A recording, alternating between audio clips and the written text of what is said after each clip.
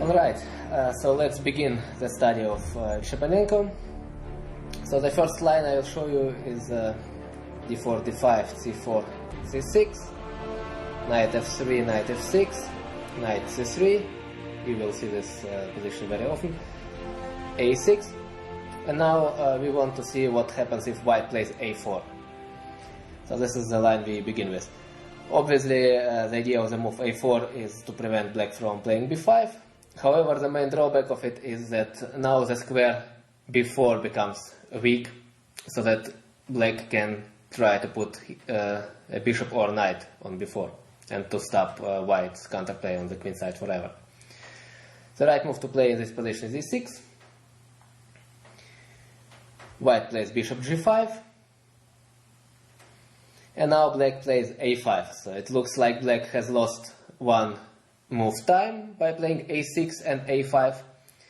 But the point is that, as I said, the square b4 became weak, and now black wants to play knight a6, put his knight on b4, and in case white takes on d5, black usually wants to take with a pawn from e6.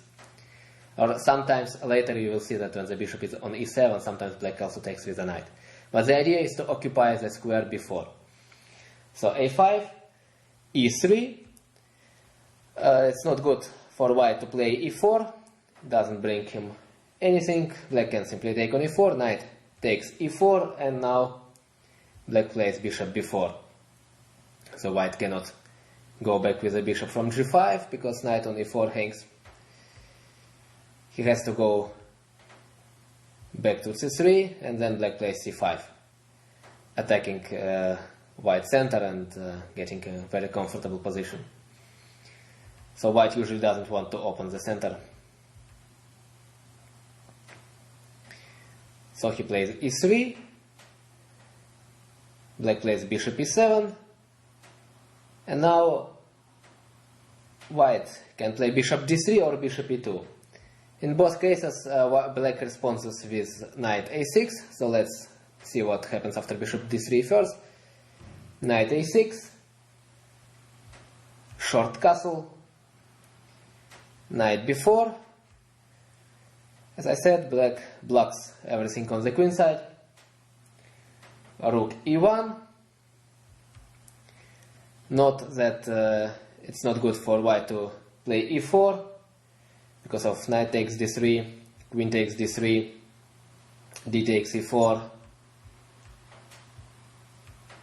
knight takes e4, knight takes e4. Now white is forced to take on e7, and instead of queen takes e7, black takes first on f2. Rook takes f2, queen takes e7, rook a goes to f1, black can castle short, and despite that white obviously has good compensation for the sacrificed pawn, it is not enough, I think, even to equalize. So I think the position of black is better because he can play f6, taking the square e5 from, so the knight cannot go anymore to e5, also not to g5. Then black simply plays bishop d7, rook a e8, and he has an extra pawn. And it is not really obvious whether white can create any dangerous threats to the black king. Which means that e4 is not possible to play. White has to prepare it first. This is the main idea of the variation with bishop d3. White wants to push e4. So first he plays rook e1.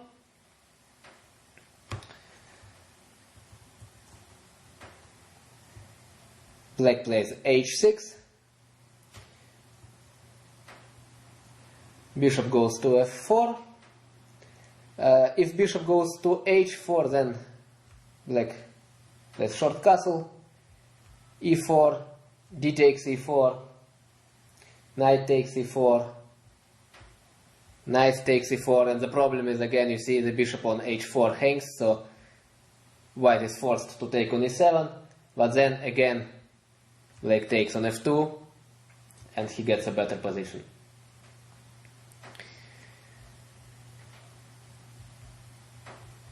For this reason, after h6, white goes with his bishop back to f4, but also then black has no problems after short castle. e4.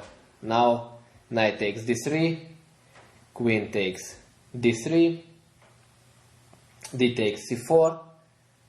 This is the idea in these variations. Black doesn't take on e4 anymore, but on c4, queen takes c4, and queen b6, with the idea to play queen b4 or c5. Again, white has advantage in the center, pawns d4, e4, however he cannot really go forwards, he cannot play d5 of course because of total exchange, he cannot play e5 because black knight will go to d5, and then at some point black will be able to play c5 and open the position. So the good thing is that black doesn't have any weaknesses. He wants in the long run to play bishop d7, rook fd8, rook ac8, and then to try to play somewhere c5. So his position is very safe. This is what happens after 8th move, bishop d3. So now let's go back and see what happens if white plays bishop e2. This is a more classical way to play. The reaction of black is the same. Knight goes to a6, short castle, and white plays queen b3.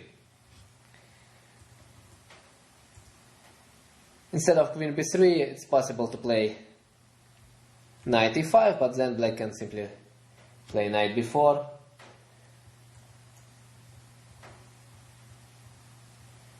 After knight a2, so white tries to get rid of this knight on b4 to get some play on the queen side, but simply knight takes a2, rook takes a2, and knight d7.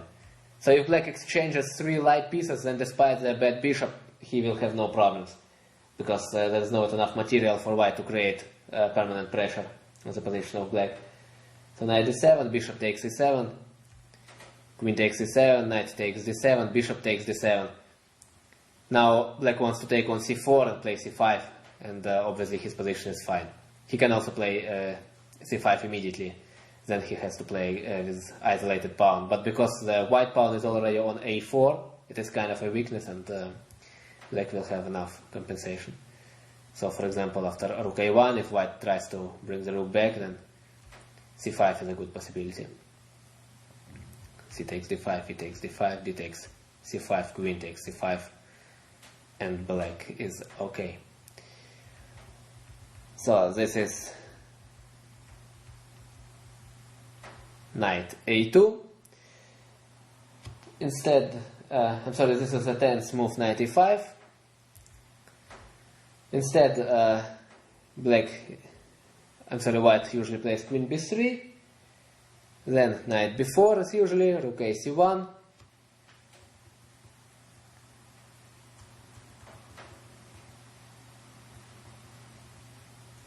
and black plays b6. This is his main idea. He wants to bring the bishop on b7 or a6 and then play c5. So knight a2. Again, as long as the knight stays on b4, white doesn't have real play. But after knight a2, black is already able to play c5. Rook fd1. Bishop goes to b7. Black is ready to play with pawns on c5 and d5. Knight takes b4. A takes b4. Bishop takes f6. Bishop takes f6. This is an attempt to win this position immediately, but it doesn't work. D takes c5, b takes c5, c takes d5. Bishop takes d5. So white cannot take on c5 because his queen on b3 hangs. He is forced to play bishop c4. But then black has strong reaction, queen a5. Bishop takes d5, e takes d5, rook takes d5, and queen takes a4. So after queen takes a4, rook takes a4, pawn b2 hangs. White has not enough time to take on c5. After b3, rook a3 again. Pawn is very weak. and black has a good position. So this is the line with a4. It is not dangerous, as you have seen, for black. However, the only thing you need to know is to play e6 and then a5, and to bring your knight to b4, and then this idea with b6 and c5. So this is just the beginning. However, we will see in the next lines that black has some bigger troubles if white plays different moves instead of a4. So not everything is so good here. However, still, it's a good playable opening. Alright, I hope you liked this one, and I'll see you in the next clip.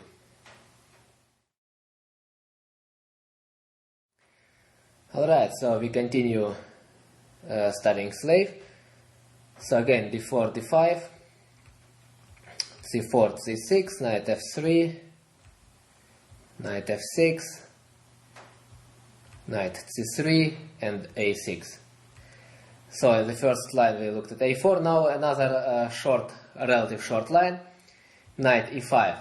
So this move looks silly, but in fact it is not, so I lost myself against it once in a very important game. So it's kind of tricky, you need to know how to play. So the safest way here is not knight bd7, and not taking on c4, but the safest way to play is e6. So this you need to remember. Knight bd7 comes later if you want to play so. So now white has two moves. He can play bishop f4 or he can play g3. So bishop f4 is a classical one, but let's see first what happens after g3. Now knight bd7. Now it's time to do something against this knight on e5. Bishop g2. Well, obviously taking on d7 doesn't bring anything because simply bishop takes d7, so it is not clear what did white want by playing knight e5 and then helping black to develop his pieces. It doesn't make much sense.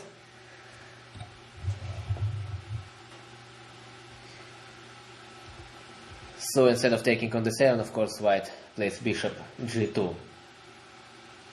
Now, black takes on e5. D takes e5, and knight d7, attacking the pawn.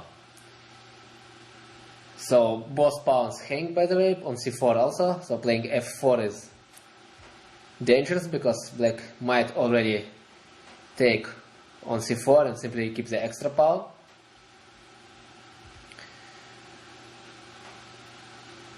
For this reason, before playing f4 or protecting the pawn e5, white usually takes on d5. Black takes back with an e-pawn so that his bishop from c8 gets freedom. And white plays e4. This is the idea of the variation. Well, playing f4 is not so good because simply of knight c5. So black takes control over the square e4. He wants to play d4. Now he can bring his bishop to f5 later. And playing bishop f4 doesn't look really well because at least black can simply develop his pieces by playing bishop c5. Short castle, and after knight a4 he has a wonderful square on a7 with the idea to play d4 and then c5 and so on. So black is fine. It is a variation with e4 which can make some problems. This is the one against which I lost actually. So e4, d4, an important move, queen takes d4 and bishop c5. So this is a tricky continuation. The point is wherever white goes with his queen, the next move black will take on e5. Even if white goes to c4, still knight takes e5, and now it's very unpleasant for white because he cannot take on c5 because of knight d3. So white prefers to go to d3, knight takes e5, queen takes d8, king takes d8. It looks like this position is absolutely equal. However, black has some problems because of the weakness of black squares. b6 is weak, d6, and white can play king e2 with the idea rook d1. And then the king on d8 will not feel absolutely comfortable.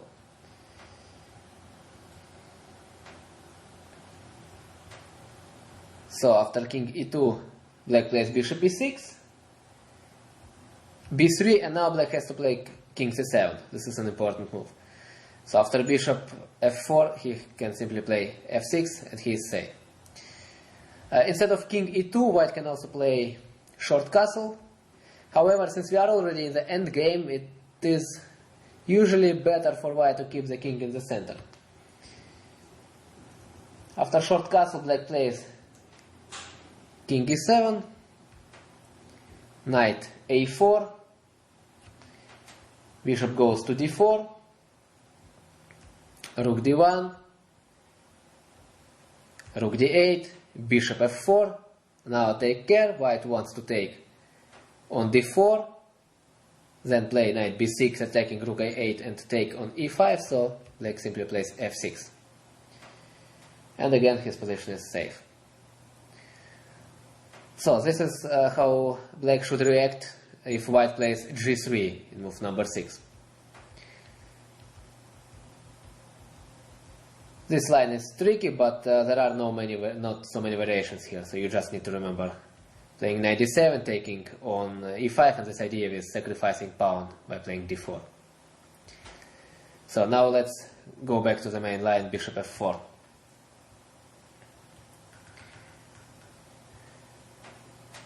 So now d takes c4, white is forced to take on c4. If he doesn't take but plays e3 instead, then black plays b5. And this is the position where white actually doesn't have enough compensation for the sacrificed pawn. Black didn't do anything wrong, the bishop on f4 stays bad because black can play knight d5 attacking it at some point. The bishop goes to b7, nothing hangs, everything is fine. And move knight e5 doesn't seem logical in this situation. So white should take on c4. Now b5, forcing the knight to go back. So black develops himself, he wants to bring the bishop on b7. And white is playing around with his knight. So knight e5, bishop b7, e3. Instead of e3, it's possible to play rook c1.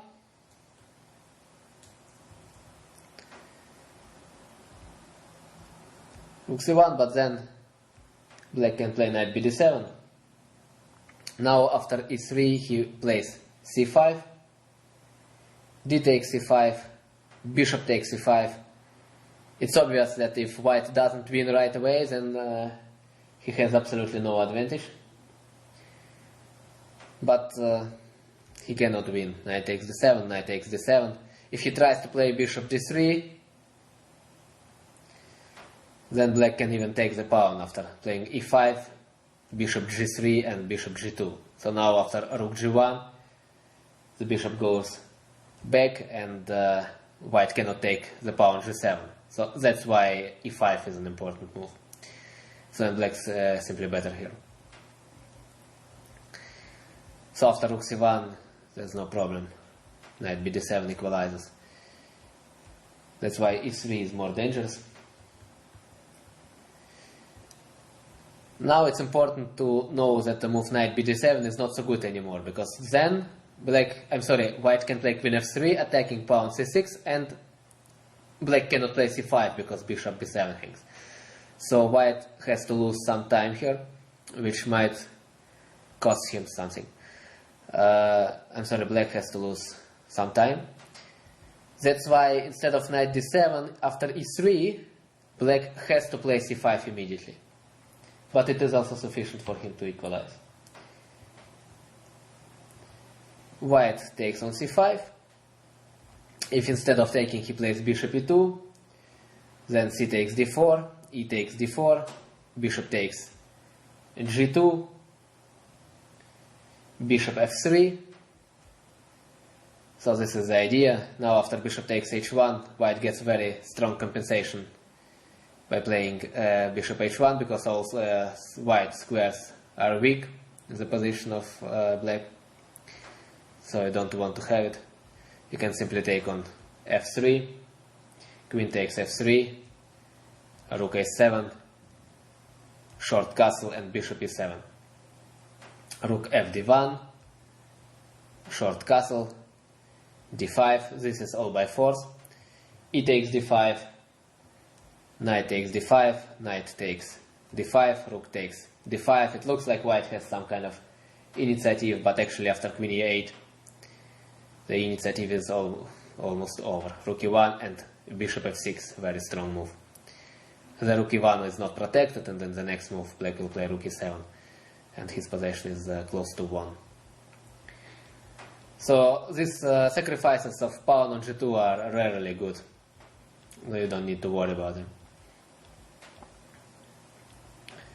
So finally, let's see what happens in the endgame. D takes c5, queen takes d1, rook takes d1, bishop takes c5, bishop e2, knight bd7, black simply exchanges his pieces, short castle, knight takes e5, bishop takes e5, and king e7. We are in the endgame, so it is good for us to keep the king in the center. Rook c1. Instead of rook c1, there is a possibility to play a3 with idea before, but then rook hd8, b4, and bishop d6. Bishop takes d6, rook takes d6, rook takes d6, king takes d6. It looks like white has slightly better pawn structure because of black's pawns, which are fixed on white squares, but it is compensated by the fact that black king is in the center and white king is on g1. So black can play king c7, king b6, and the pawns are not a problem. So instead of a3, after king e7, rook c1 is the main move. Now white wants to take on b5, black has to take care. The easiest way to play is knight d7. Note that white cannot play on g7 because of rook g8, and rook takes g2 then. So he has to go back to g3, and black plays rook ac8. This position is absolutely equal. So this is how you should play against knight e5. Don't take on c4 immediately, don't play knight bd7, don't hurry. First play e6, wait what white does, and then if he plays bishop f4, you take on c4, play b5, and bishop b7. And your idea is to play c5 as soon as possible. Again, this is not a problematic line. Now we will come closer and closer to the main lines, and we will see what to play there. Alright, I hope you liked this line, and I'll see you in the next part of the DVD.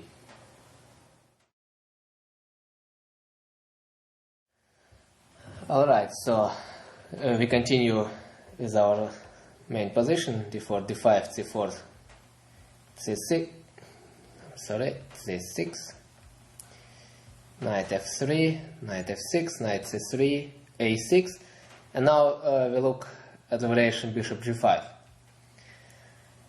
So here playing e6 is not so good because of e4. D takes e4, knight takes e4, and white has small advantage, as opposed to the variation where we have seen it with a4 and a5, because there the square b4 was weakened. Here it is not, so we shouldn't do it. Instead, after bishop g5, we have to play knight e4. So white has three possibilities to play. The main move is bishop f4, however there are two good alternatives. The first is h4. Of course we do not want to take the bishop on g5, because after h takes g5 the rook on h1 is already in the game, and white wants to play queen d3 or e3 bishop d3, it's not so good. So instead we take the knight on c3, doubling white pawns, b takes c3, and we take the pawn on c4. White plays e4, black has to defend the pawn. If black gives up the pawn, then of course he will be worse. So b5, knight e5, and for the moment simply bishop e6.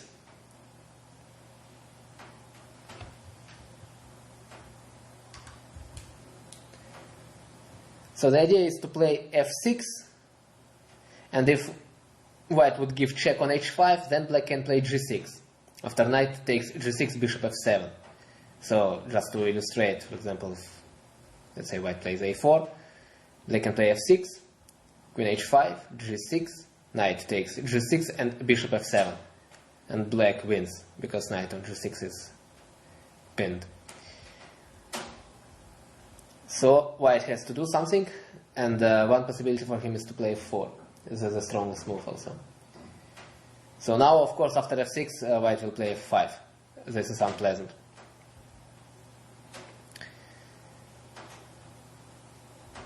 So instead of f6, black plays queen a5. So white has his own problems. So he played h4, f4, it's very nice, yes, it's active, but on the queen side he has only weaknesses, so c3 is one of them. Now f5, if now rook c1, then f6 works already. And here is why. f5, bishop g8, queen h5, and simply king d8. And white loses a piece. It's not enough compensation even after knight f7, bishop takes f7, queen takes f7, f takes g5, the position of white is lost.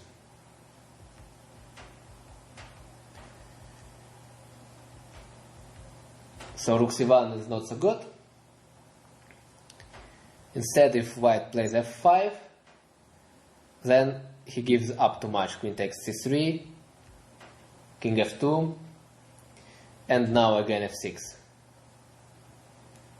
Rook c1, queen goes to a3, f takes e6. Note interesting variation, if instead white gives check on g6, black has very strong response g6. Queen h5, g6. F takes g6 and now king d8 suddenly. And the position of black is won. So queen h5 doesn't work, f takes e6, and f takes e5. And again, black is better. So after d takes e5, for example, he has queen c5 check, bishop e3, and queen takes e5. And then he captures the pawn on e6. Queen d7, of course, doesn't work because of knight takes d7. So there's no threat of checkmate. And black has captured almost all the pawns. So this is what happens after h4. If you decide to play this line, and if you want to be more confident, of course you need to double check all the variations with computer, because this is a position where you cannot just play based on common sense. Here you need to know move by move what happens. So it's always good advice to see what computer will tell you. So knight e4. Now if knight takes e4, then d takes e4. Knight takes e4 is the idea of American Grandmaster Eugen Perlstein. But fortunately for black, he doesn't have any problems here. Queen takes d4, queen c2. Now black has to find a way how to equalize in the most efficient way. And this is achieved by playing queen e5, bishop e3, and bishop f5. Queen b3, queen goes to c7, g3, knight d7, bishop g2, and it is the easiest, instead of playing knight f6 or something weakening squares b6, the easiest way is to play e6. Knight takes e4. Surprisingly, black takes on e4. In the next move you will see why. Bishop takes e4 and knight c5. And we are done. Bishop takes c5, bishop takes c5. This is, of course, draw. So now let's see what happens after bishop f4 in move number 6. Bishop goes back.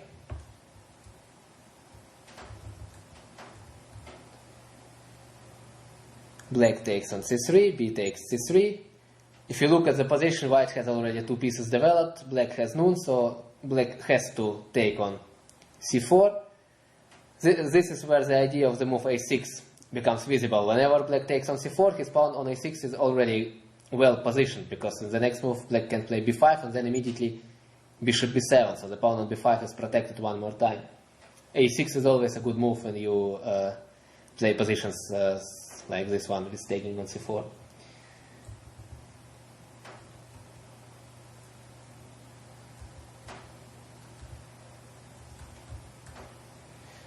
White can play g3 and e4.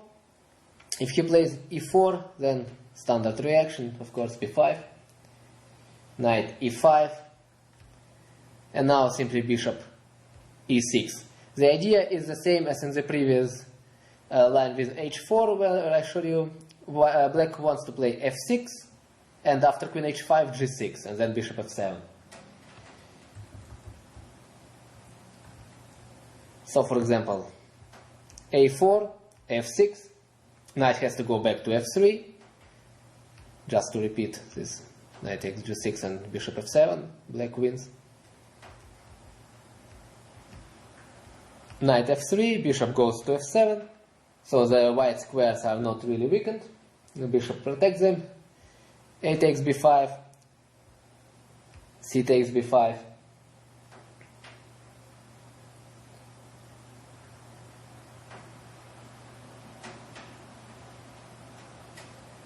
white plays d5.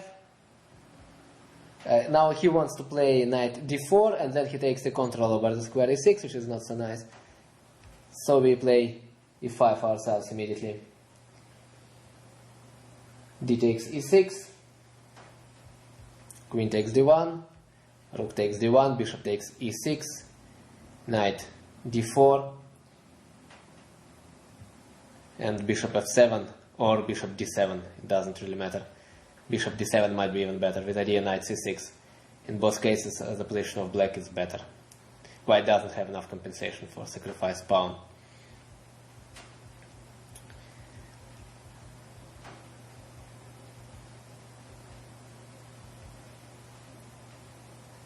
So this is what happens if white decides to play with e4. This is not a big problem. Now g3, this is more dangerous because white puts his bishop on the long diagonal, and then whenever black plays b5, knight e5 follows, the diagonal is open, and the bishop on g2 becomes strong. So black has to take more care here. He plays b5, bishop g2, bishop b7. Here the bishop shouldn't go to e6, of course. Bishop goes to b7. Now pawn c6 is well protected. Knight e5.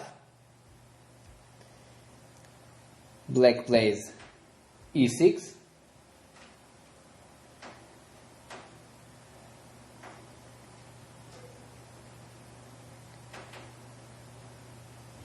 There are possible variations with f6, but then white has a not obvious sacrifice. Knight takes c4, b takes c4, and rook b1.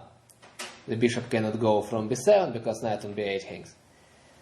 And this is kind of a problem for black. Rook a7 doesn't work because of bishop takes b8, queen takes b8, bishop takes c6. So this position might be not so nice to play. Queen c8 is probably the only move, but even then white has compensation. So that's why f6 is not the first choice. Instead, black can simplify the game. He plays simply e6, rook b1.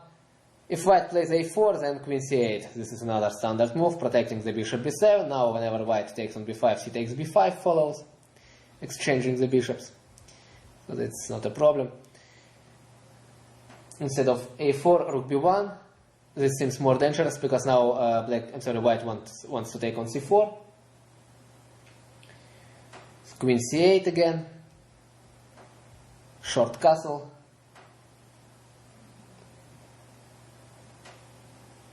knight goes to d7, e4,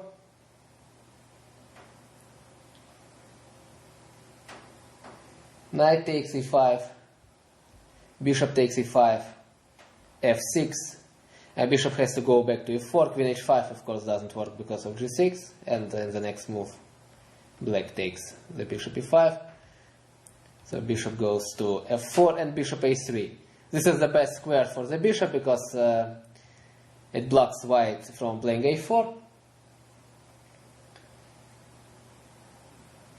So now white should play queen h5, g6, queen h6, preventing black from castling, queen d7, bishop c1, bishop f8,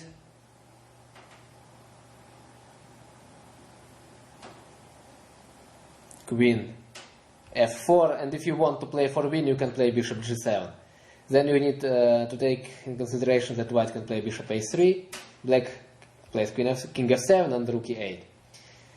If this is not what you want, then you can, after queen f4, simply play bishop e7, and white doesn't have a better choice than to play queen h6 back. Otherwise black simply castles and keeps the extra power.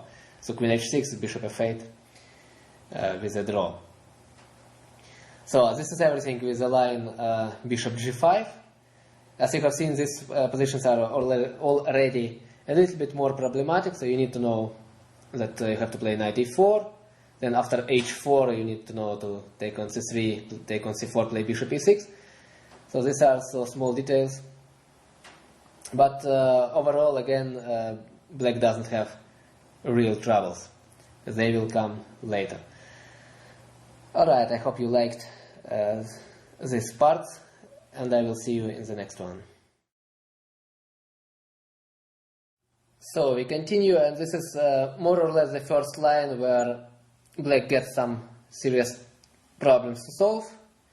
And surprisingly, this is the exchange variation. Knight f3, knight f6, knight c3, a6, and c takes d5. C takes d5, bishop f4. This is a more or less dangerous line because many strong players played it with white and they had success. So you need to be prepared. Here knight c6, rook c1. That's the idea of white. An alternative knight e5 is not dangerous. Black can play queen b6.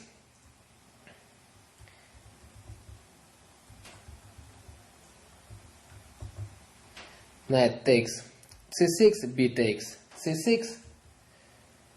Now knight a4 doesn't work because of queen b4 check. So white wants to prepare it. He plays first a3.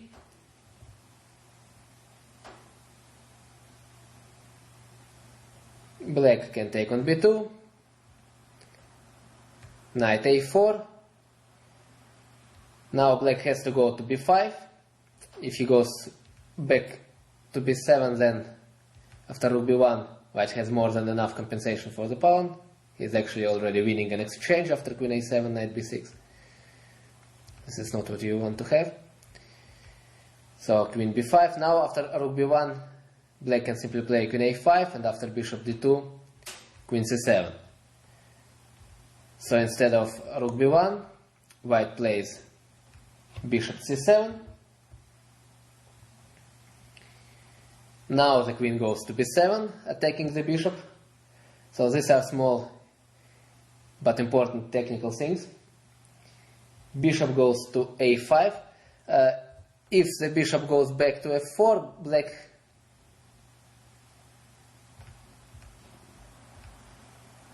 now black has enough time and he can play bishop f5, taking the control over the square b1, and white doesn't have any counterplay anymore.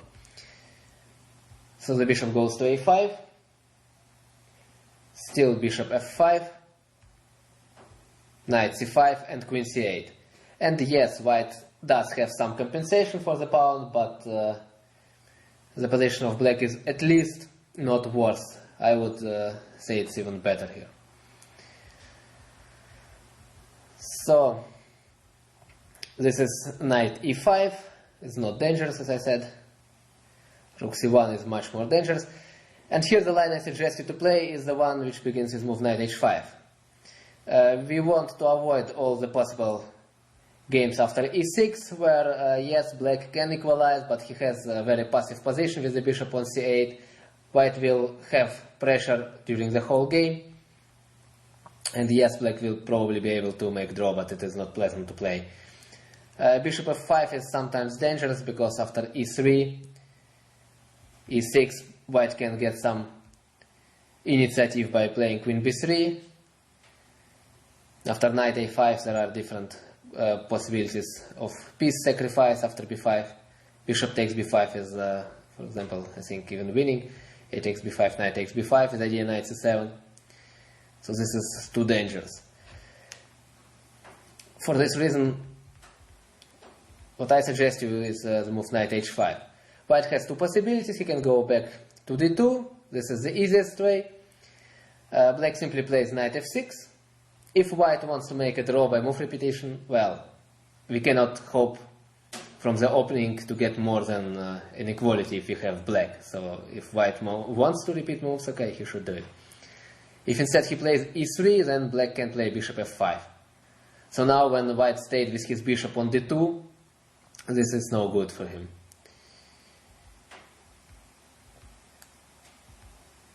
More important is the move bishop g5.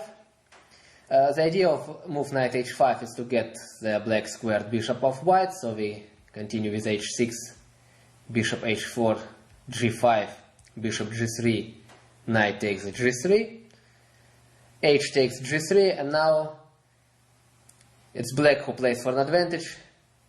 We play g4.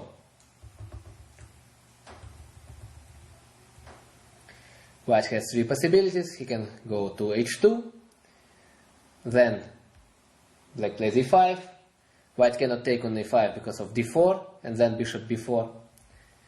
So he plays e3, we take on d4, he takes d4, and h5, protecting the pawn g4, and in the next move black plays bishop g7, attacking pawn d4, and I think that the position of black is not just equal, but it's better here. Another option for white is to play knight e5. This is also easy. Knight takes e5, d takes e5, d4. Knight e4 and bishop g7. Pawn e5 is very weak. Bishop f5 is an idea. So again, the position of black is better. Finally, if the knight goes to d2, we take on d4. Knight d goes to b1. Like this, if black moves with knight from d4, white will get the pawn d5. But first black plays bishop g7, e3, knight c6, queen takes d5, and bishop e6. And again, the position of white is not so good. Taking on d5 with a knight is dangerous because of bishop takes b2. And I think white doesn't have enough compensation for the pawn. So this is what happens after bishop g5. Now let's see the main variation, namely bishop e5. So this is not a very standard position. Black plays f6, bishop g3. Now we don't hurry with taking on g3, we play e5 first. The point is that white cannot take on e5, because then we already take on g3. H takes g3, e5, knight e4, queen a5, knight ed2, queen d2 doesn't work because of bishop b4, so knight ed2, and f takes e5, and black is better. So white has to play positional. They keep the pawn on d4, e3. Now we take on g3, h takes g3. Black has small problem with the pawn d5. White wants to take on e5 now and take on d5, so we have to play bishop e6. Now it's important that white doesn't have d takes e5, f takes e5, and knight g5 because of queen takes g5. So square g5 is under control. So he has to find a way what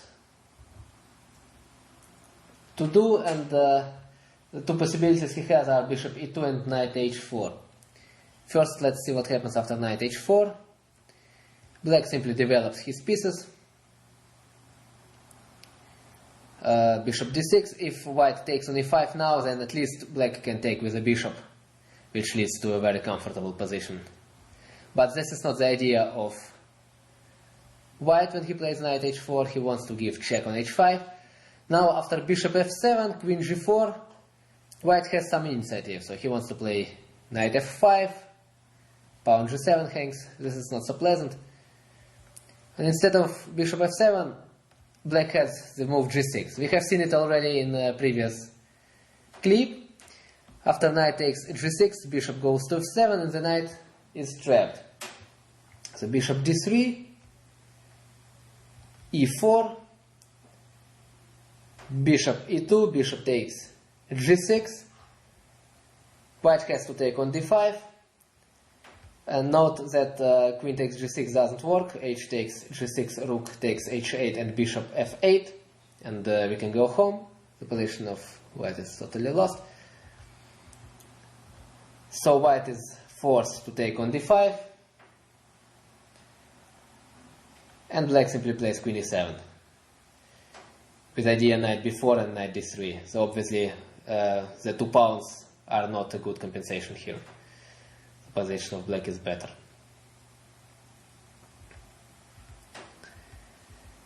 So this is about knight h4. Classical move in this situation is bishop e2. Also note that queen b3 doesn't work well because of knight a5, and here queen a4 simply b5. So here white doesn't have anything if he sacrifices a piece. So bishop e2, bishop e7, queen b3. Now we don't need to play knight a5, people can simply play queen d7. Our position is very safe, nothing hangs. Knight a4, rook d8, knight c5, bishop takes c5, rook takes c5, and bishop g4. Pinning the knight. Probably later black wants to play e4 or h5. Short castle is also possible, of course not immediately, because, for example, after short castle now e4 I think wins. But just as an idea, after short castle you cannot castle short because of rook takes d5, queen takes d5, bishop c4. So if instead of short castle white makes any other move, take care, don't castle if rook takes d5 is possible. Instead you can take on d4 or play e4. So this position is of course equal. So this is everything about the exchange variation. The idea with knight h5 is not very popular. It is played not so often, but it is really a good weapon against c takes d5 from the side of white. So I really suggest you to play this one and not the other main lines. Alright, I hope you liked this part of the lecture, and I will see you in the next one where we will move towards the real main lines. Alright, so now we continue and we jump right away to one of the main lines. It's usually d4, d5, c4, c6, knight f3, knight f6, knight c3, a6. And for a very long time the main move in this position was considered to be c5. Today there is also a very good alternative e3, so e3 and c5 are two main lines actually. But earlier c5 was considered the main line, and many players played knight bd7, but then after bishop f4 they stayed with the bishop on c8. Certainly they got some counterplay with b6 and so, but this is not what I want to show you. After c5, in my opinion, the strongest move is bishop f5. The problem is that it costs time, and in addition, this bishop will be sometimes attacked by the knight from h4, or in some variations, white can try to play h3, g4, developing some initiative on the king side. But as we will see, black is perfectly fine here. So white plays bishop f4. So about this position in general, like the main idea of black is to play e5 at some point. As of now it looks unrealistic, but you will see that in many cases it actually can be played. Black puts usually the knight on d7, then he plays e6 or knight h5 or g6 in different variations, but I will show you the line with knight h5. His second possibility, instead of trying to push e5, is to play b6 and then open the files on the queen side. Then if white takes on b6, black can play, after taking on b6, e6 and c5 somehow, like this. So now let's see how it looks in the real life. So bishop f4, knight bd7, and white has two possibilities. He can play e3 or he can play h3. So the move h3 has the idea to prevent black from playing knight h5, because now after knight h5 the bishop will go to h2, white wants to play g4, and black probably has to go back with a knight, just losing time. However, h3 doesn't really help white to develop his pieces, and this fact we can use. So first of all we play e6. Of course, we cannot play e5 right away, obviously we will simply lose the pawn. So if in general we want to play e5, then after e3, for example, black has an interesting plan. It's bishop e7, bishop e2, queen c8, short castle, bishop d8. The bishop goes to c7, and after exchange later, black has no problems by playing e5. However, instead of this, I suggest you in position after e3 to play b6. So what happens here, we use the fact that white lost an important time by playing h3, a move which doesn't help him to develop pieces. So b6, b4, if white takes on b6, then black takes with the queen.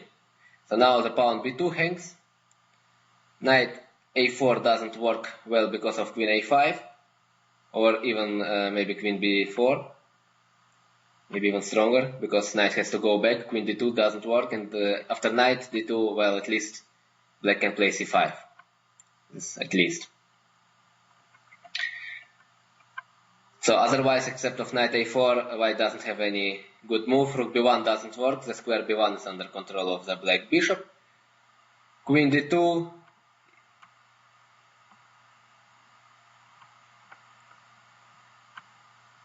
queen d2 is playable, but of course after c5, black is fine. Also, instead of c5, knight e4 looks good, because after knight takes e4, d takes e4 wins immediately. Knight on f3 hangs and bishop b4, so knight e5, bishop b4.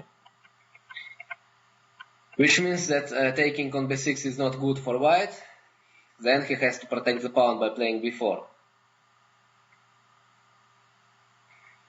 Now, when the knight on c3 is unprotected anymore, black plays knight e4. White goes with the rook to c1. If instead he takes on e4, then black can take both with pawn and with bishop. I think with the bishop is most solid one. If now white plays bishop d3, we take on c5, b takes c5, and queen a5 check. And the position of black is okay.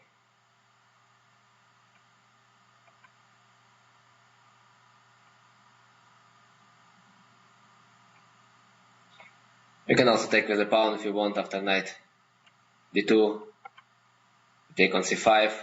White cannot take with the pawn d because of e5 and his bishop gets bad. after b takes c5, bishop e7, then later knight f6, knight d5. Again, the position is good.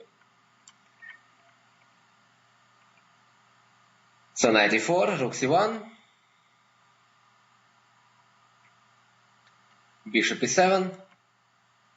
Black first simply develops his pieces, bishop e2, and now it's time for action. B takes c5, b takes c5, and queen goes to a5. White plays queen a4.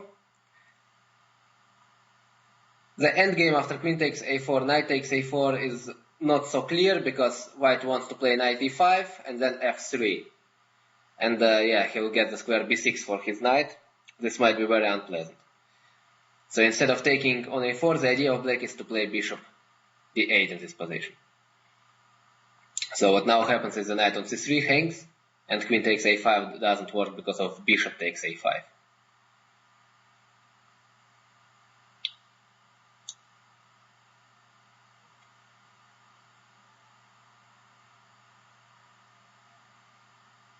So white goes back to b3, bishop f6, and now actually the best for white is to repeat moves by playing queen a4, bishop d8. If he doesn't do it, if he castles instead of playing queen a4, then there is a trick. Knight d takes c5. Try to remember this idea because pretty often in these pawn structures, when the bishop is on the long diagonal, like here on f6, and the knight c3 is not protected anymore, very often something is sacrificed on c5 because the knight on c3 hangs, or sometimes rook on a1 hangs, so knight takes c5 is a typical move here. Queen b2, short castle, knight takes e4,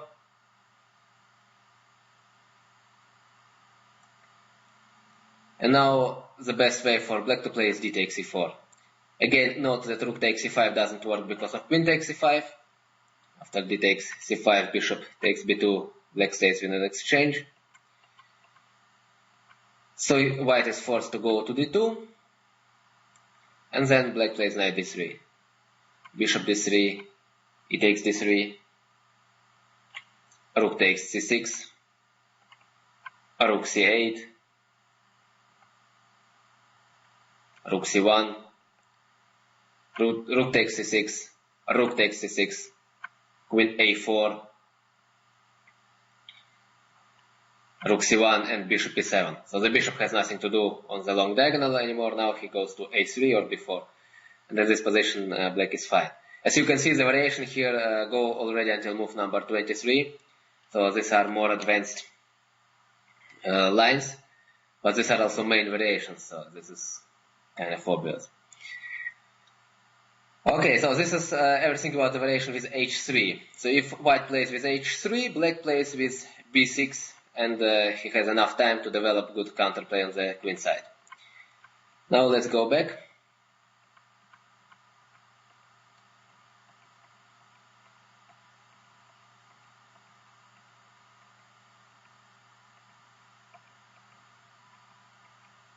Here we are, knight bd7. So again, as I said, h3, e6, e3, b6, and so on. Now instead of h3, white can play e3 immediately. This is the main line. And here black has many possibilities. He can play e6, but then after bishop e2 or bishop d3, the same positions arise, but white has won an important tempo. Black can play g6 with the idea bishop g7 and later somehow to push e5. But the most concrete and most principal line is knight h5. So this is obvious. Of course, black wants to take the bishop f4, double white pawns, then play g6, bishop g7. If he can do all this, he will have absolutely no problems. So white has to find an idea how to use the knight on h5 or for what to do in general. He has many moves. These are knight h4, bishop g3, bishop g5, bishop d3, and the main move is bishop e5. So the easiest, simplest we have after bishop g3, this is just a mistake. Black can take on g3, h takes g3, and black plays immediately e5. This is also an important moment. Note that black doesn't sacrifice the pawn e5 because pawn c5 hangs.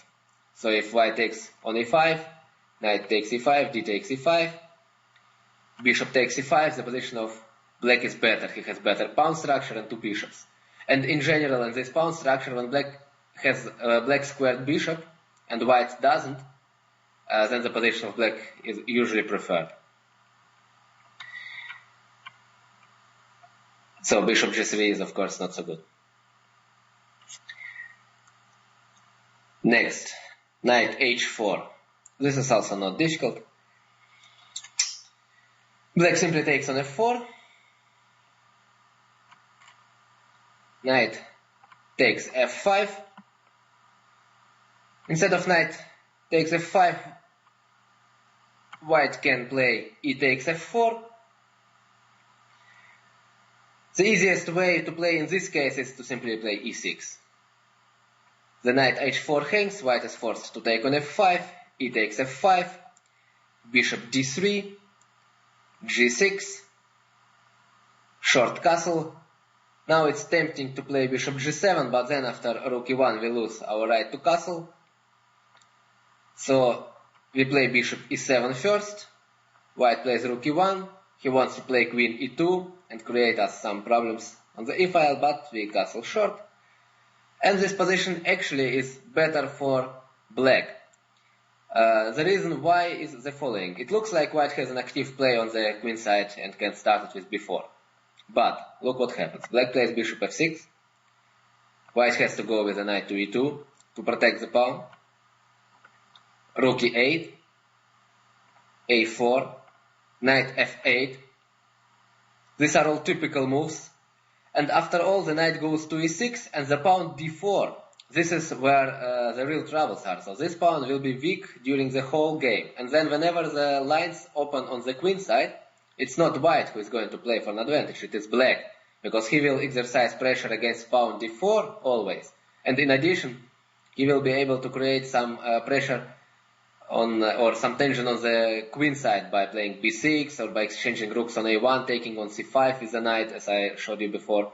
So this position is better for black, despite that it looks like white has an active plan. But the pawn d4 is very weak. So in many variations in Slave, when you see such a situation, the pawn d4 is much weaker than the weaknesses of black on the queen side, if black can attack the pawn. And here he is already with his bishop on f6 and with the knight on e6 in the next move. So this situation is ideal for him.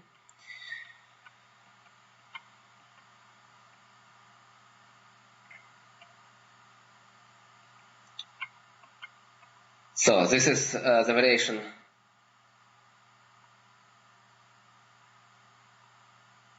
e takes f4.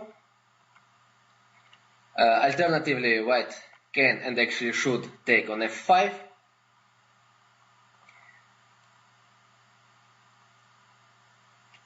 Black goes back with the knight to g6, of course not to e6, because the idea of black is to play e5 at some point.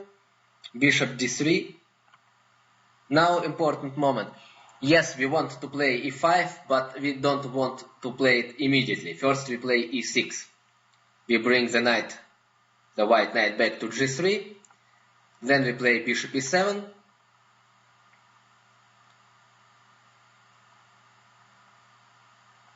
Short castle. Instead of short castle, white theoretically can play f4, but also then the position is okay. So we play short castle. Short castle, so the idea of move f4 is to prevent black from playing e5. Now f5. Black wants to play knight f6 and knight e4. So this is his advantage in these positions. That's why white plays knight h5 in order to exchange the knight if he goes to f6. Knight h4. The idea is to play g6 and then knight f6, g3, still g6, very good move, g takes h4, g takes h5, king h1, bishop takes h4, queen takes h5, king goes to h8, rook f3, and queen e7. Simple. Rook h3, bishop f6. There is no danger for black in this position. Rook g1, rook g8. Rook g3, rook g7. And in the next move, rook a goes to g8. If white takes on g7, queen takes g7. The position is absolutely equal here. White has no advantage. His pieces, like knight c3, bishop d3, they do not participate in the attack, so black king is safe. Again, this is kind of a long line. Certainly white can play also differently, but I want you to see the main ideas, what happens here in the most principal cases. So f4 doesn't bring anything. Short castle. And now e5. Now when we are ready to castle short, after knight f5, black plays short castle, queen g4, rook e8. And the position of black is good. It's absolutely no problem if white takes on e7, queen takes e7, because we have advantage in the center. In the next move we will play rook a d8, queen f6, or we can play knight f6. We can also try to play with e4, rook f8, f5, so different possibilities here. In any case, black has very good play on all the lines. So this is what happens after 8, move knight h4. Let's go back.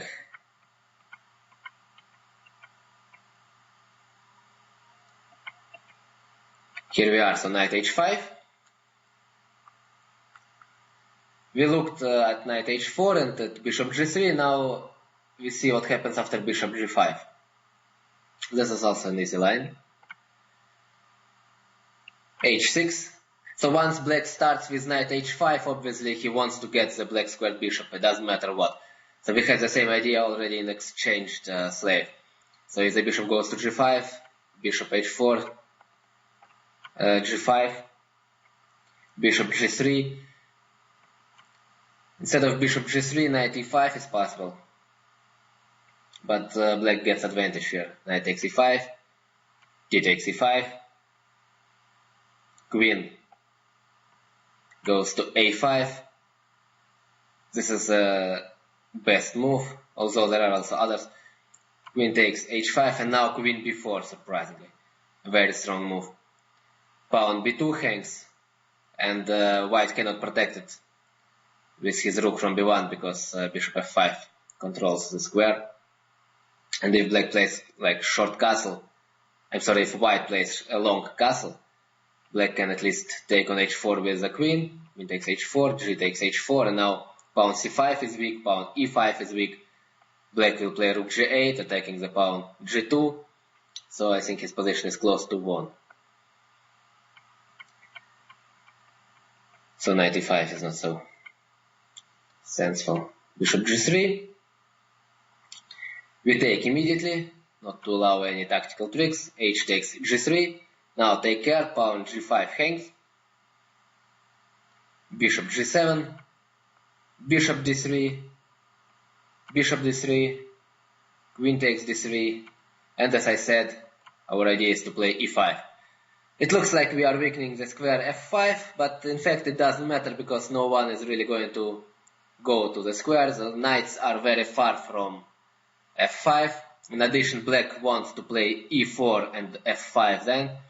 If white plays queen f5, then black can play queen f6. Exchanging queens is always good in such situation because again, pawn d4 will be very weak. I want to repeat this once more time. So when nothing else happens and black gets the black squared bishop of white, then his position is usually better. So white needs to have some kind of compensation for giving up the black squared bishop.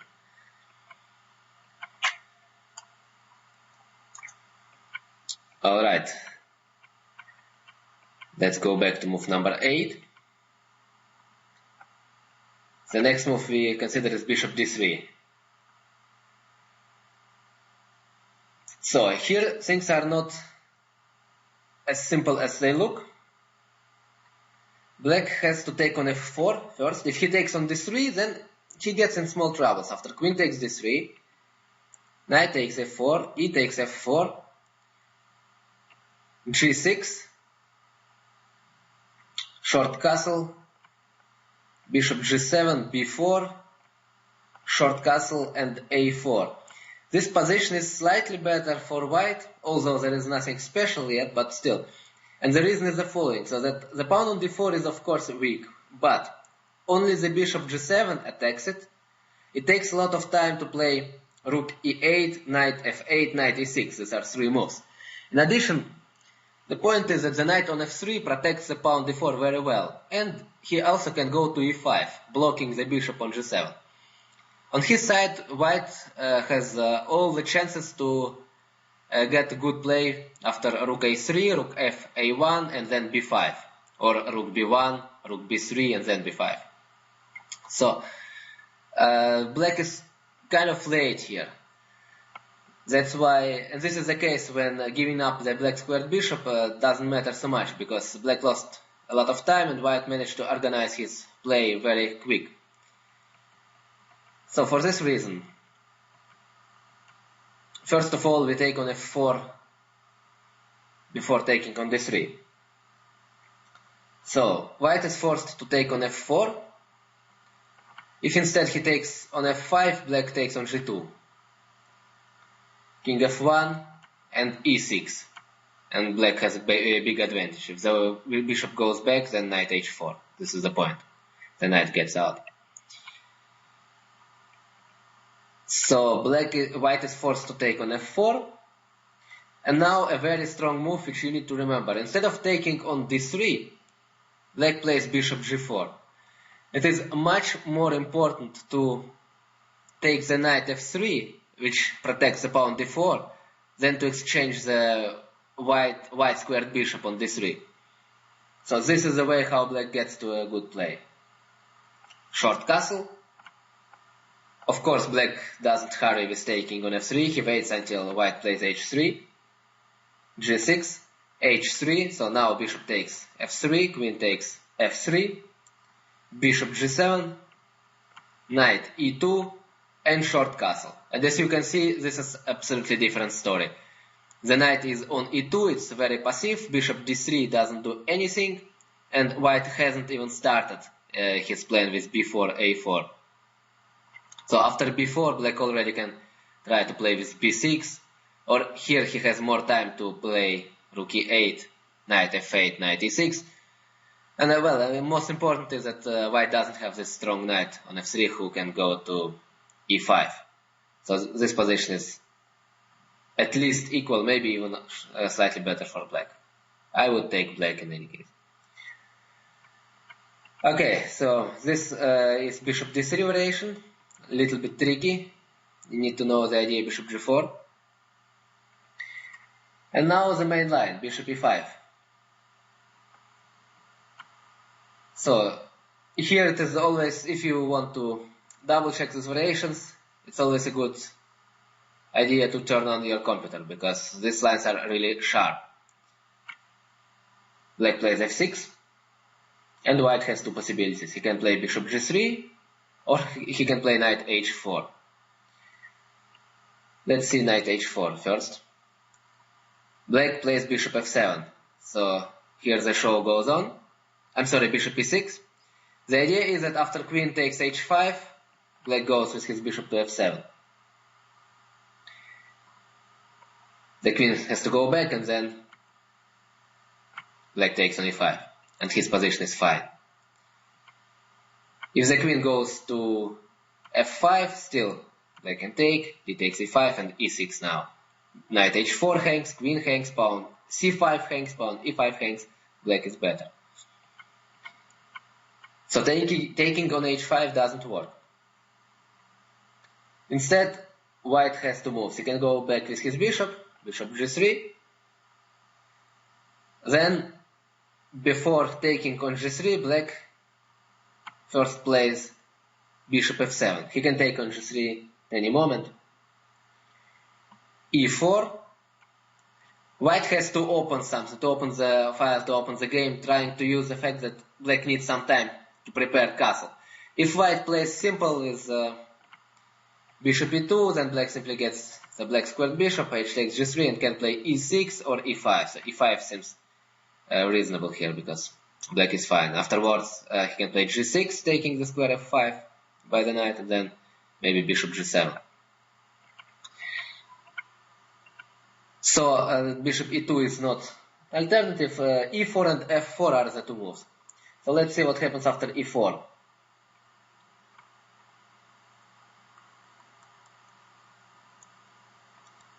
Black takes on g3. H takes g3, and black plays e5. The idea is to play against white center, to play on the black squares. After e takes d5, black takes on d4, pawn c5 hangs. After all, I think it's rather black who can fight for advantage than white.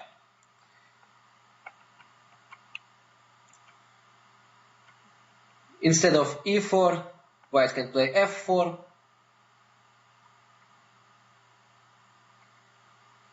Then black has strong reaction. He can play g5.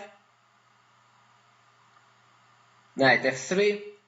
If white takes on g5, then we take on g3, h takes g3, f takes g5, knight f3, and e5. And again, black gets some advantage.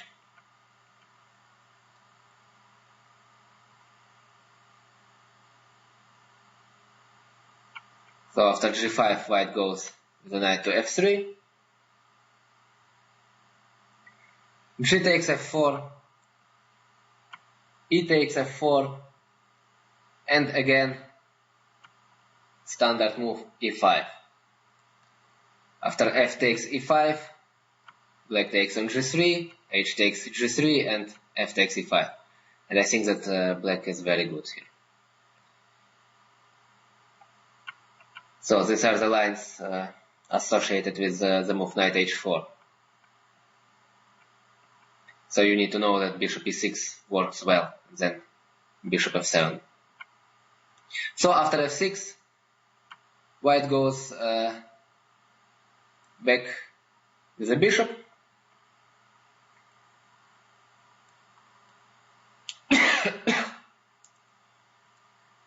And here is another important moment. Black doesn't take on g3. He doesn't want to open the h file too early. He plays e5 instead. Taking on g3 might lead to some problems. H takes g3, now e5 doesn't work anymore. White plays knight h4, bishop has to go to e6, and suddenly knight g6. Rook g8, white can take on f8 and get a nice position because black cannot castle short anymore, but he probably cannot take on h7. Bishop f5 doesn't work because of queen h5. So I think after rook takes h7, the position of white is close to 1. So take care, don't open the h file too early, don't take on g3 immediately. Instead, we have to play e5 first. And again, white has two possibilities. He can play knight h4 here, or he can play bishop h4. Bishop h4 is the main line, but let's see first knight h4. Bishop g6. This is fine, because if white takes on g6, h takes g6, now we want to take on g3, and white will not be able to take with h pawn. So for example, after bishop d3, we play e4, bishop e2, and knight takes g3. White is forced to take with a pawn from f2, and we are fine.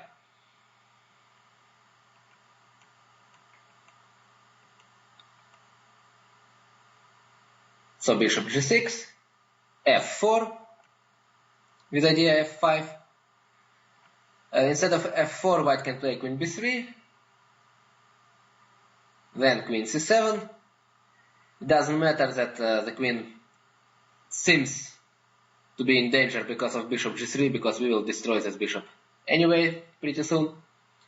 Knight takes g6, h takes g6, bishop d3. Here it works because we cannot play e4, so now white wants to take on g6, and we don't have time to lose by playing, for example, king f7 because of a long castle, so we need to act active. f5, bishop takes e5. After long castle, black plays long castle too, and he's fine. There's no problem. In the next move he can take on g3. So knight e2. Oh, I'm sorry. Bishop takes e5. Knight takes e5. D takes e5. Now we cannot take on e5 because pawn b7 hangs, but instead we play long castle. Now we want to play queen takes e5 or bishop takes c5. After knight a4, queen takes e5, black is fine. Absolutely no problem. And don't think that white can create a real dangerous attack on the king side, because white king is in the center himself, and probably white will have to castle long, because castling short is very dangerous. We have open h-file and the queen on e5, so it's rather black who will checkmate, not white.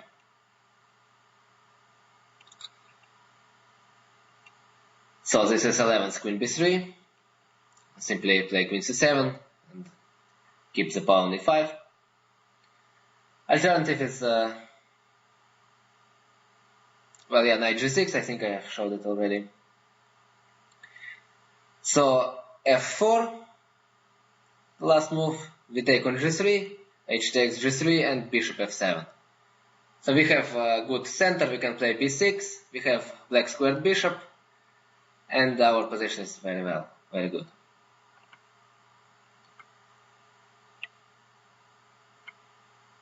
So let's move to the main variation, tense bishop h4. This move is tricky because now, first of all, white wants to take on e5, so black has to do something. And in addition, the idea is that our knight h5 looks terrible. So at some point, even simple move like knight d2 may bring black in troubles. So, because after knight d2, the knight h5 hangs, bishop g6 doesn't work because of bishop e2. So black has to react quickly. Very strong move g5. If you need to know, you need to remember it. Otherwise you take risk to lose immediately. Three possibilities. Knight takes e5, knight takes g5, bishop g3. Let's see the simplest one. Bishop g3. Knight takes g3, h takes g3. It looks like white is just wasting time, but in fact he has weakened the position of black slightly. Because g5 is really not the move you want to do, if you are not forced to. But still it's no problem. Bishop e7.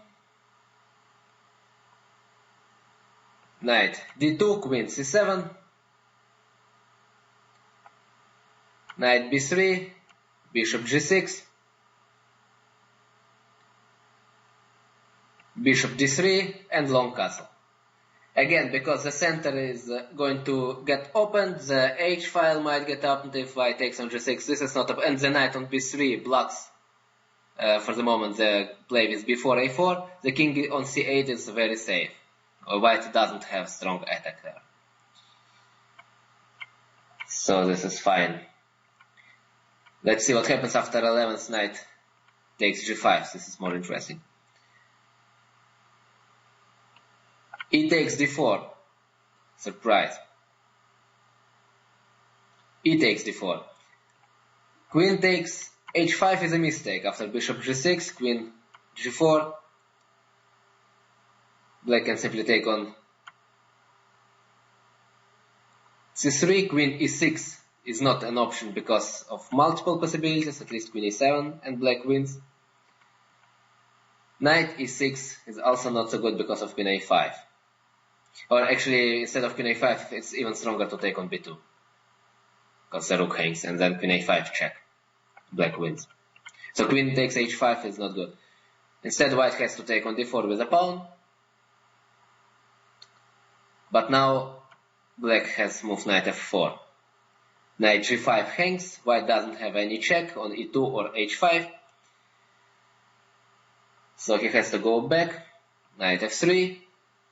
Now queen e7.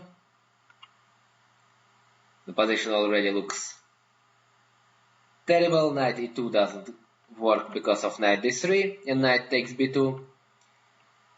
Bishop e2 doesn't work because of knight g2, and knight takes h4. So the only move is king d2, but then bishop h6, and we can go home. This position is won. There is no protection against knight takes g2, or knight can go wherever.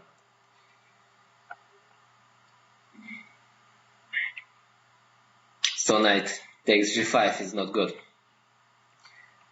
For this reason, the best move for white is taking on e5.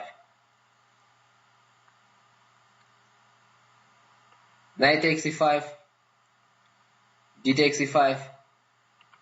Taking on h5 doesn't bring much because of bishop g6. Queen has to go back to d1, g takes h4, d takes e5, f takes e5, and the position of black is better. Pawn c5 hangs, black has a very strong center, and total control over the black squares.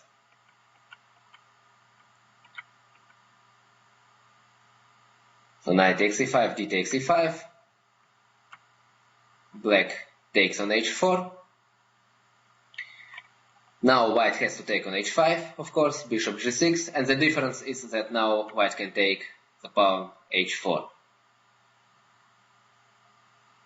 F takes e5, queen takes d8, rook takes d8. For the moment, white has an extra pawn, but the pawn c5 hangs. He has to do something. Also, let me show you what happens if instead of taking on d8, white plays queen b4. Then black plays d4, long castle, queen e7, knight a4. Of course, e takes d4 doesn't work because of bishop h6, and black wins. So knight a4. Now a very strong move, b5. White cannot take on b6 because the queen hangs on b4. So knight b6 and rook d8. And the position of black is not just with compensation, it's simply better, because black in the next move will play bishop h6, and the white king is in real danger. Black king is absolutely safe, but white has problems with his king.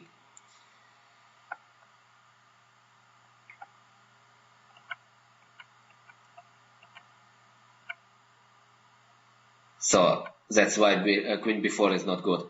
So queen takes d8, rook takes d8, pawn c5 hangs, knight a4. After b4, black plays d4 too. Very unpleasant, opening all the files. Knight a4, again d4. Black wants to take on e3 and play bishop h6. So white is forced to take on d4.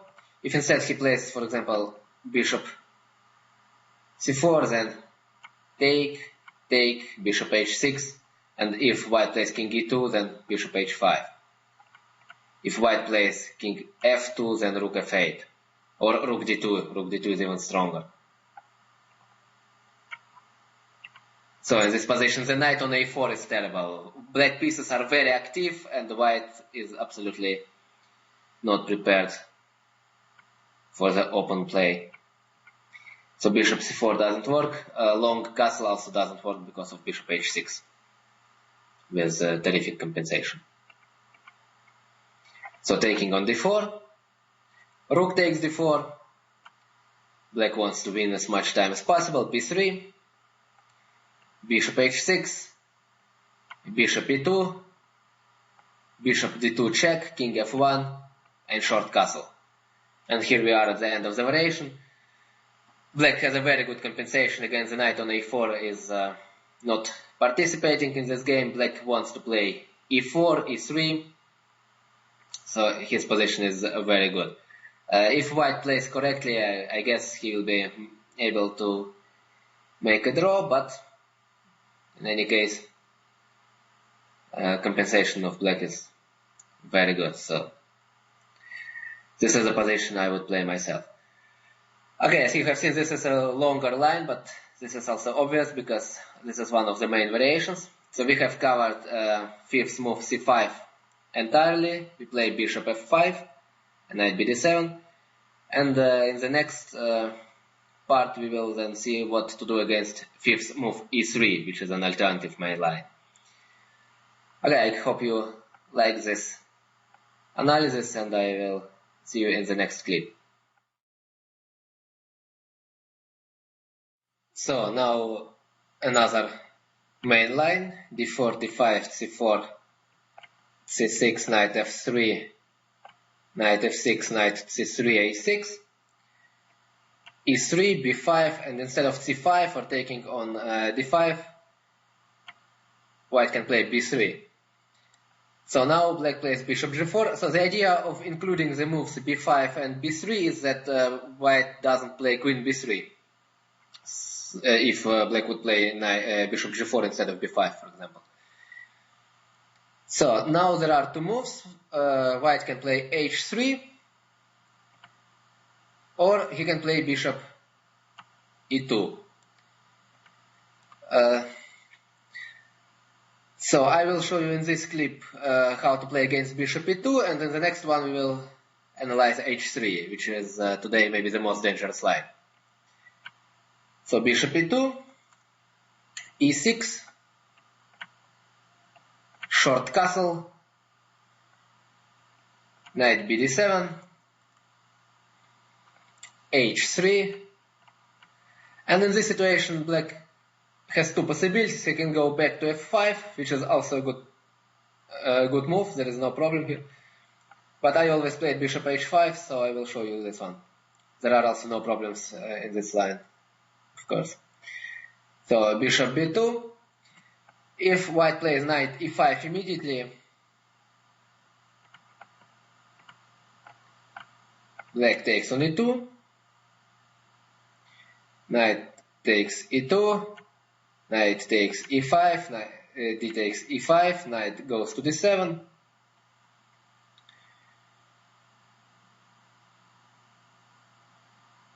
Yeah, and after bishop b2, black can play bishop c5 with no problem.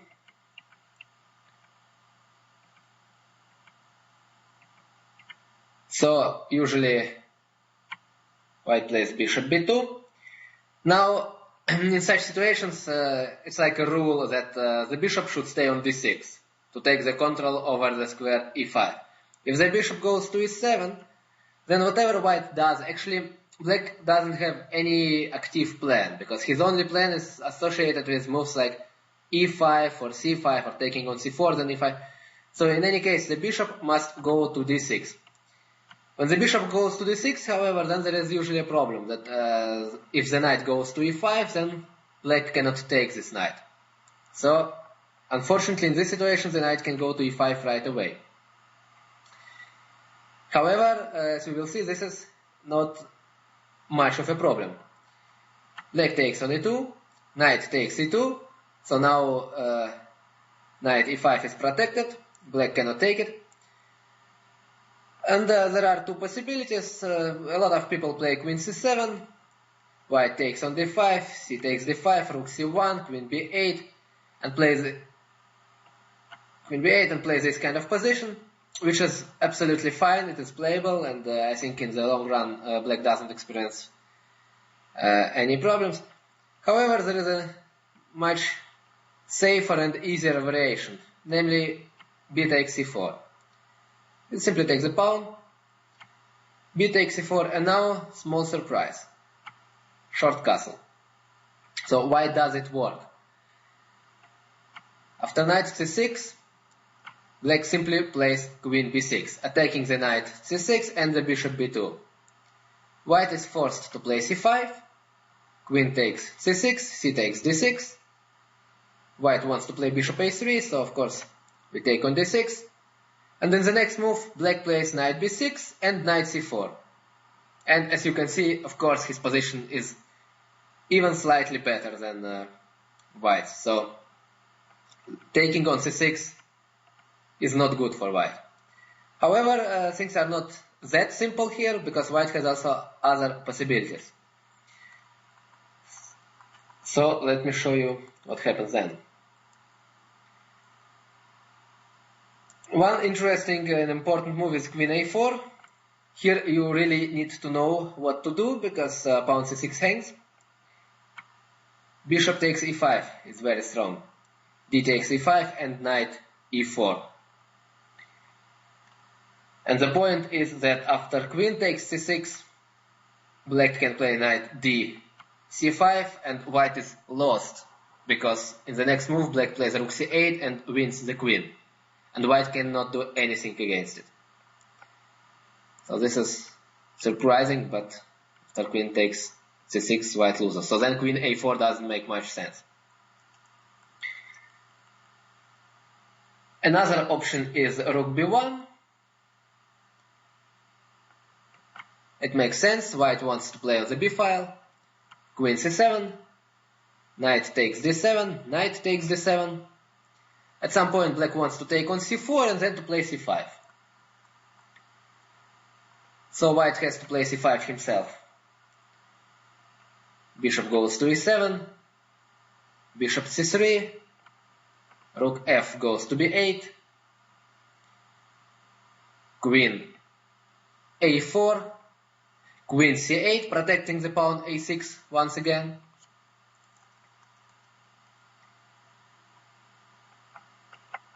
Bishop d2. The idea is to free the square c3 for the knight, but simply rook b1, rook takes b1, rook b8, rook takes b8, and knight takes b8. And in this situation, white has no chance to come through. It has been proven, many games were played.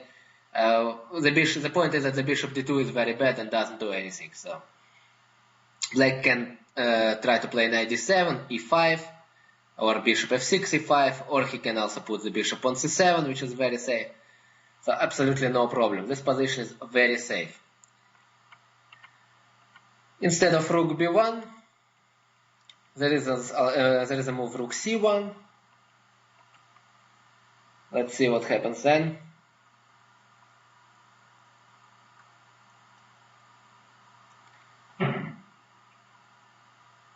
Here black has a strong response, queen b8.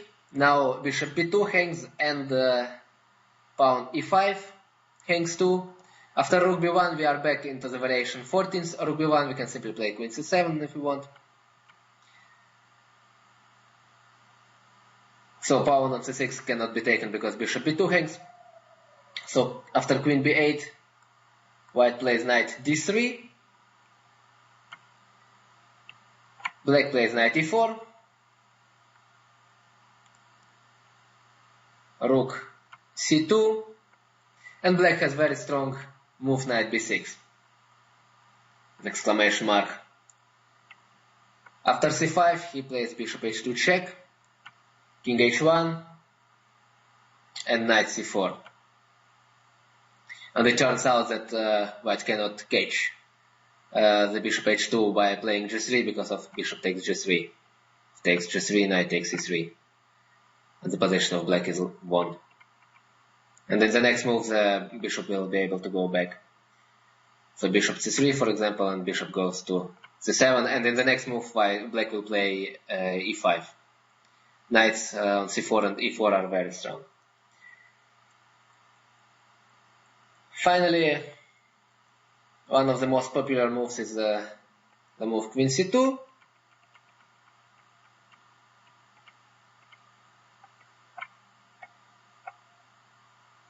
Standard reaction, queen c7.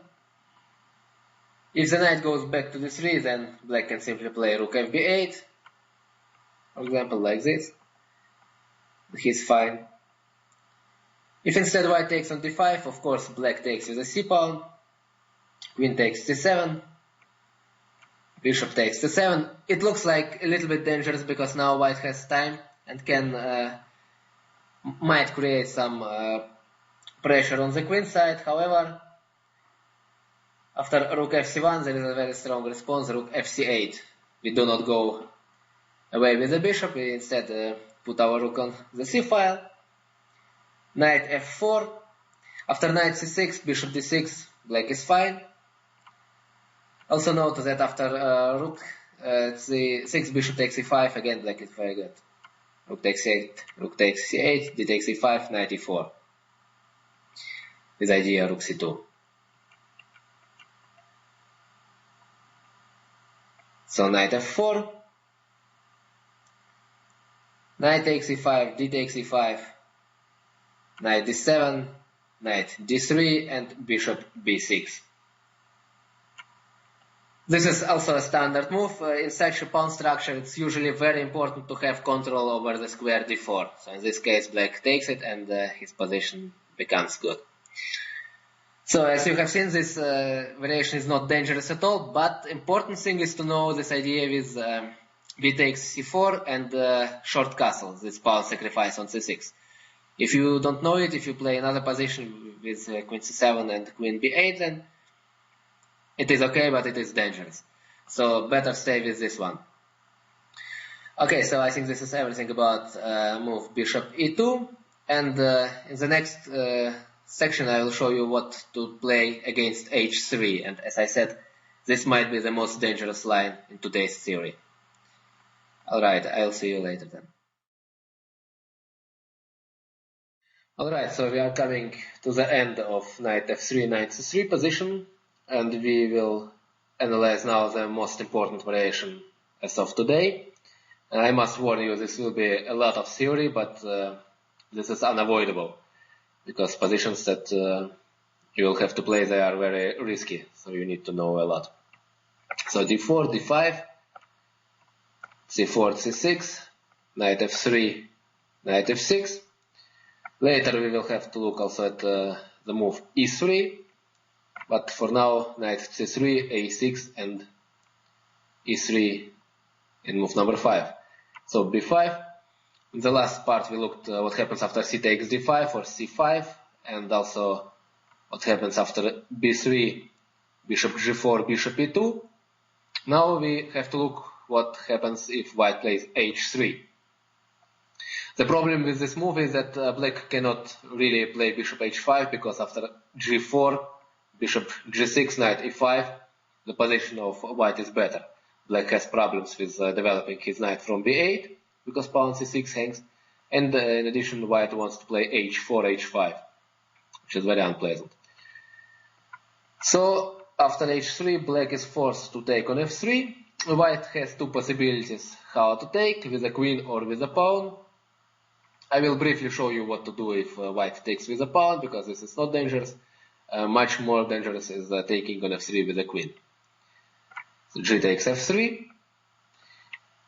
Black plays knight bd7. His idea is to play e5. In general, in this situation, black wants to open the position by playing either e5 or c5. The best way white can prevent it is to play f4. Black plays e6, and now white plays c5 to prevent black from playing c5 himself after taking on c4.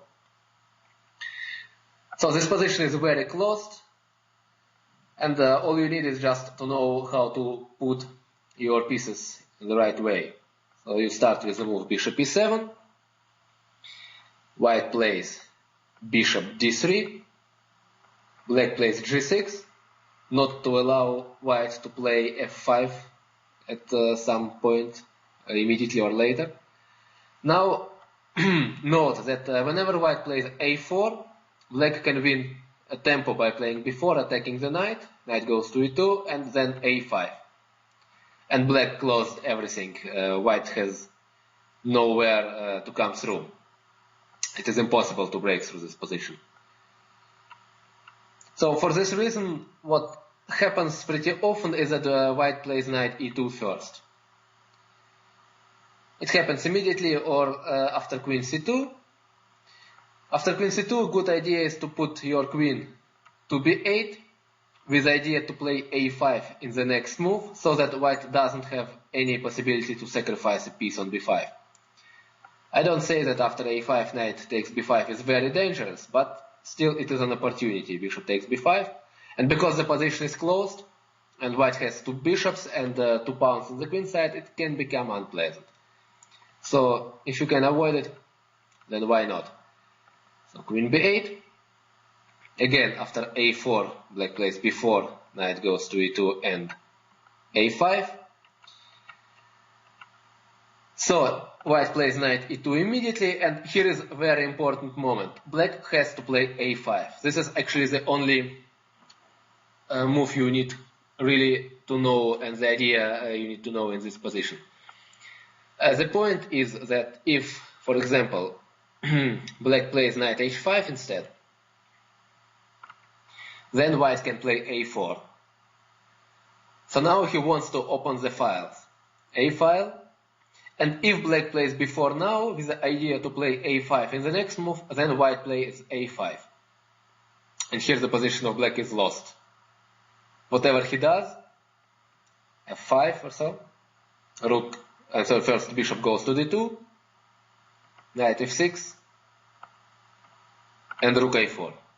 And you lose pawn b4. And the pawn a6 is also weak. This is what you should avoid in any case, because here you will lose immediately. So for this reason, after knight e2, black plays a5 immediately. Whatever white does, if he plays a4, black plays b4. If white plays a3, black plays knight h5, bishop b2, f5, b4 and a4 here, and then the queen on b7 is on b8 is well positioned, protects the only possible sacrifice on b5. The queen will probably stay on b7 during the game.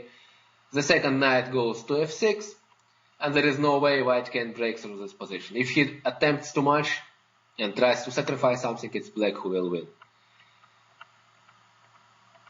So this is actually everything about this position with h3 and taking on f3 with a pawn. So just play bishop e7, g6, queen b8, and as soon as white moves the knight from c3, you have to play a5.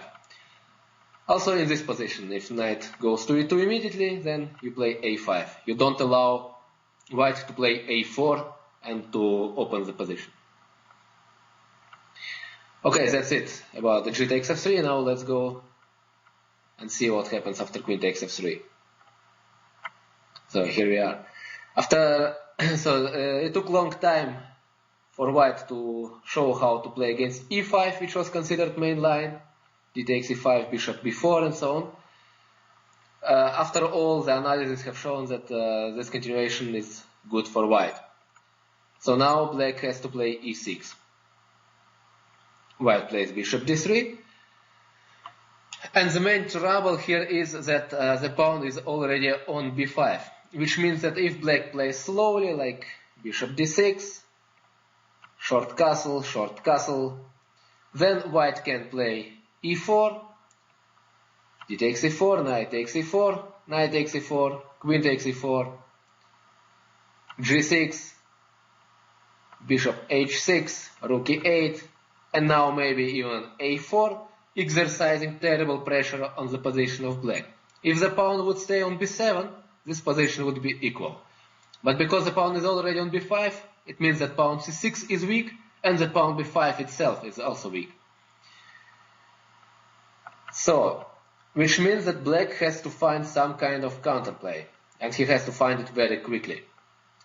The only way to get an active play, or at least to avoid this kind of pawn structures, is to play bishop b4.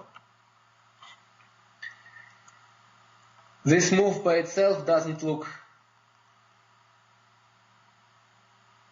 so bad. It seems that everything is fine so far, bishop d2, but the idea which follows is really surprising. In this position, black should play queen a5. This is my novelty. I played it in 2007, I think. And well, yeah. Now is the question: what can white do? going back with a knight is not smart, of course. After knight b1, black simply castles. Queen e2, b takes c4,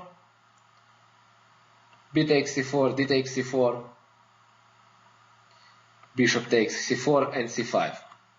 And here black has no problems. So, of course, knight b1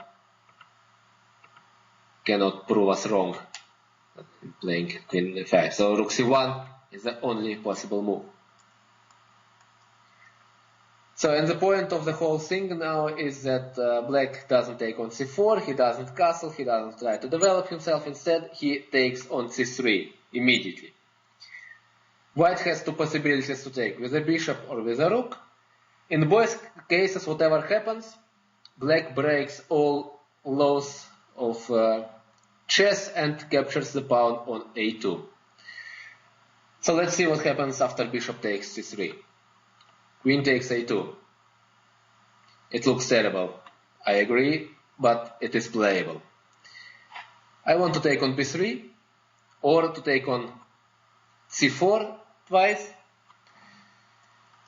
So the question, what should white do? He has a couple of continuations. First of all, it is a good news that after bishop b4, queen takes b3, black wins immediately. So this is what white cannot do. Other possibilities are c takes b5. Black takes on b3. He doesn't take any risk here. White cannot play rook b1, bishop c3 hangs. B takes c6. Otherwise, black simply takes on b5 with a pawn. Knight takes c6. Short castle. And the smartest way to play now is knight b4. Attacking the bishop d3 with idea knight a2. And actually forcing white to take on b4, queen takes b4, rook c7 and short castle. And black is at least equal with white here. Maybe he has even better chances because he has still an extra pawn. Even if he gets the a pawn, his position is alright.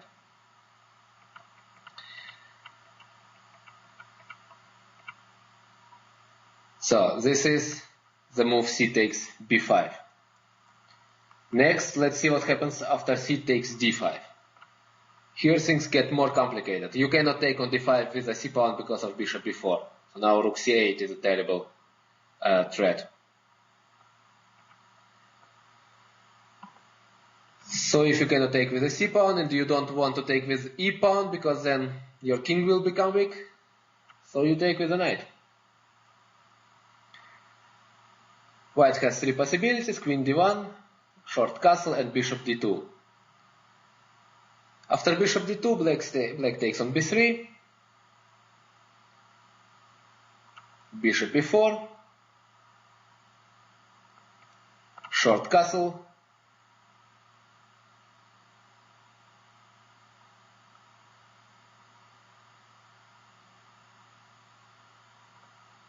well, yeah, here obviously black is fine. Let me show you, instead of bishop b4, the move bishop c2. This is more dangerous. Queen goes to a3, short castle,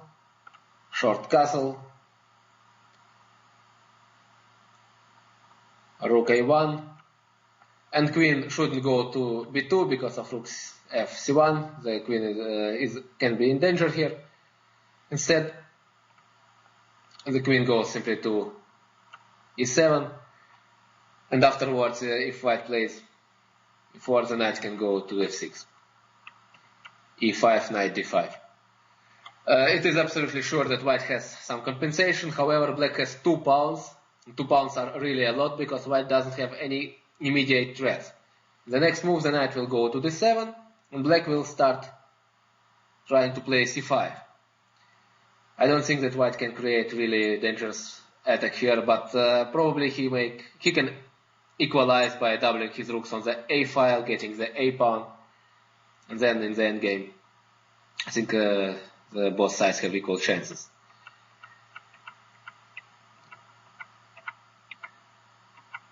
So this is bishop d2 after knight d5.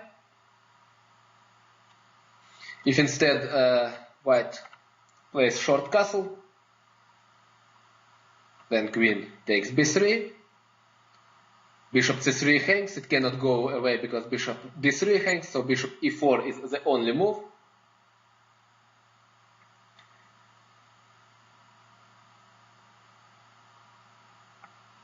Short castle, bishop d2, and here this is just a worse version of the last variation. The bishop is on e4, white cannot play e4 because of that. So the simplest for black is to play a5 and to start organizing his counterplay on the queen side. He needs just two moves, a4 and a3, and then his position will be won. So white is actually in trouble here. So finally, after knight d5, queen d1, knight takes c3, rook takes c3, short castle. Usually it is so that if black gets one of the white bishops, then white doesn't have more than just a small compensation for the sacrifice material. So the position is fine again. So short castle,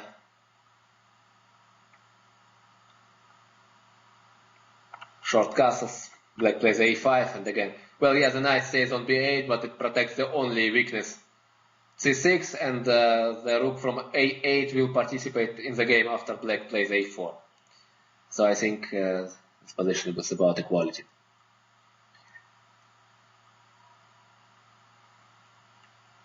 This is 13th, c takes d5.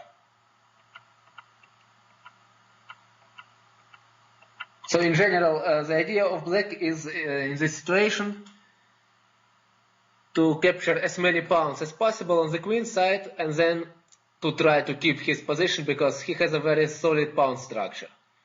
The knight is on b8, it looks passive, but it protects both weaknesses a6 and c6.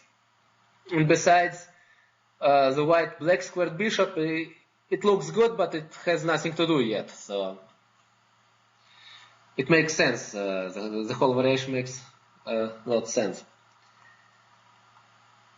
Finally, after short castle, black takes on b3, and now white takes on b5, or he takes on d5, and we end up in one of the variations we have already analyzed, where white took on d5 or b5 immediately. So the main move is queen d1, not to allow black to take the pawn b3. Now black queen is in danger. White wants to win it by playing rook a1. So black has to still to play dynamically. So he has to take on d5.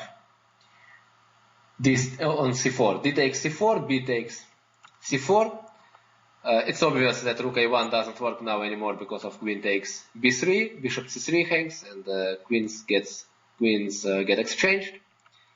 So b takes c4, b takes c4, rook a1,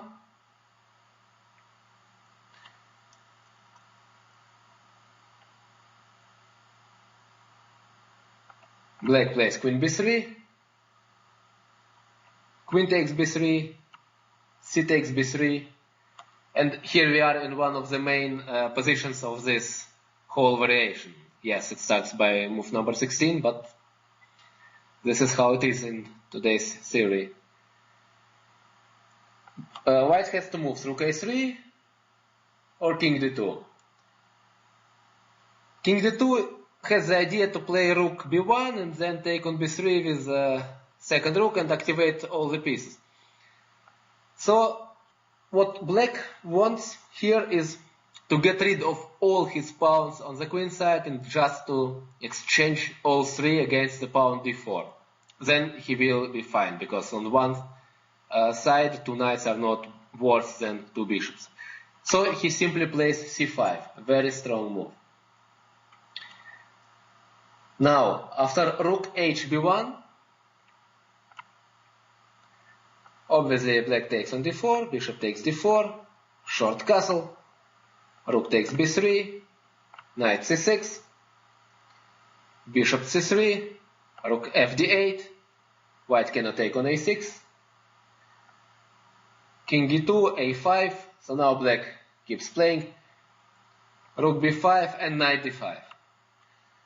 Obviously, there is no problem for black in this position. After bishop takes a5, knight takes a5, rook takes a5, rook takes a5, rook takes a5, knight c3, king d2, knight d5, position is okay. Even knight e4 is also possible, king e2, knight takes f2, bishop takes h7, king takes h7, king takes f2 and draw. Well, of course this is not forced, you don't need to remember all this. The position is draw after move number, after 23rd knight d5. Here it's obvious that black has equalized. So, but the idea with pawn sacrifice, c5 is very important. So if white wants to play for advantage, he has to take on c5. This is the only possibility.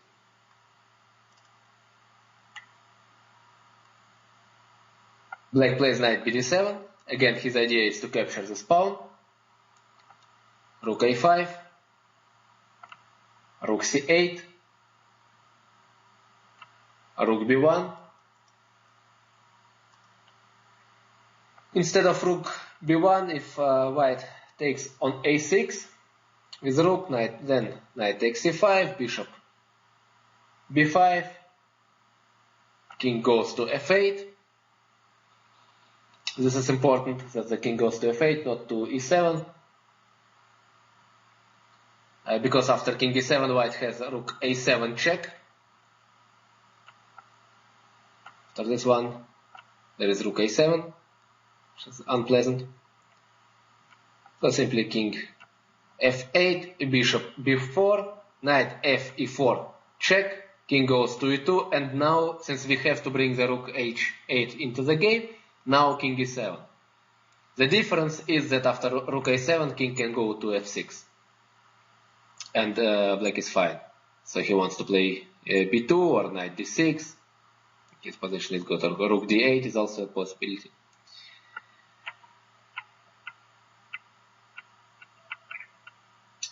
Another possible move is bishop takes a6.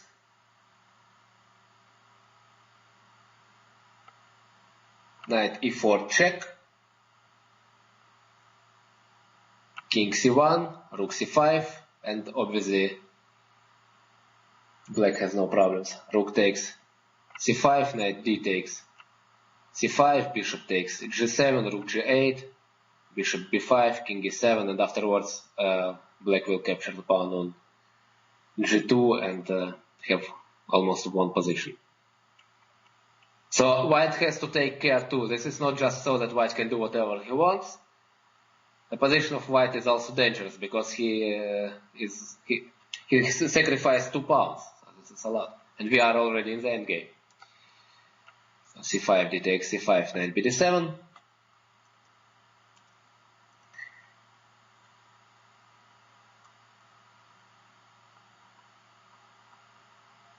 Rook a5, rook c8. Now instead of taking on a6, let's see what happens after rook b1.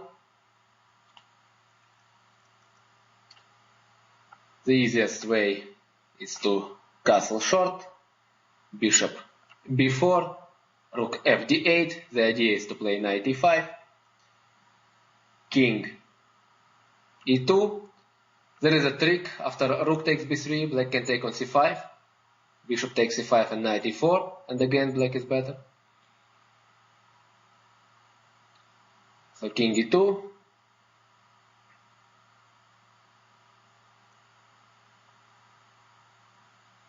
And black has multiple opportunities. The easiest for him is probably to play knight d5.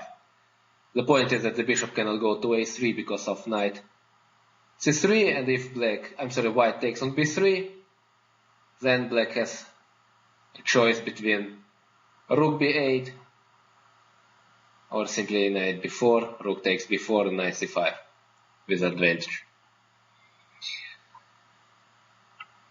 So this is what happens after 17th king d2. So please remember this idea, c5, it is very important, otherwise you take risk to stay in a passive position. Now, instead of king d2, after c takes b3, white can play rook a3. Simple idea, rook takes b3, then king e2, second rook comes to b1 or a1. But again, black plays c5, very strong move again. White can take on c5 or on b3. If he takes on c5 here, then we play knight bd7. So if white takes on a6, however he takes on a6, we take on c5, and we are fine. So if white wants to play for more, he has to push c6.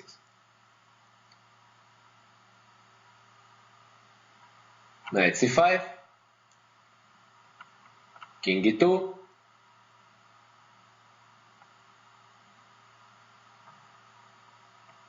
knight goes to d5,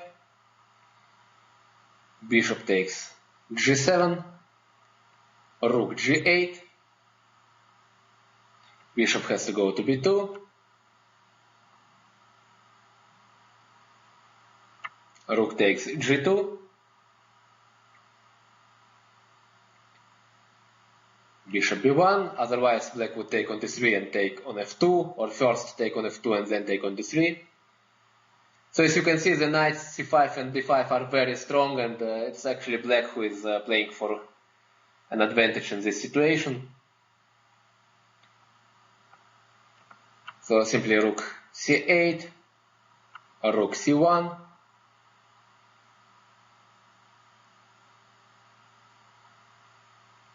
rook takes c6, bishop d4,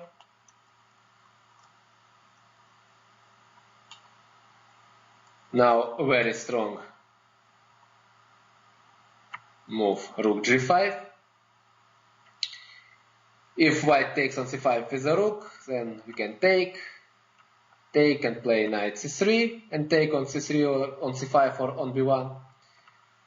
And if white takes on c5 with the bishop, then we have a very strong move, knight c7, rook a5 and knight b5. And here black is better.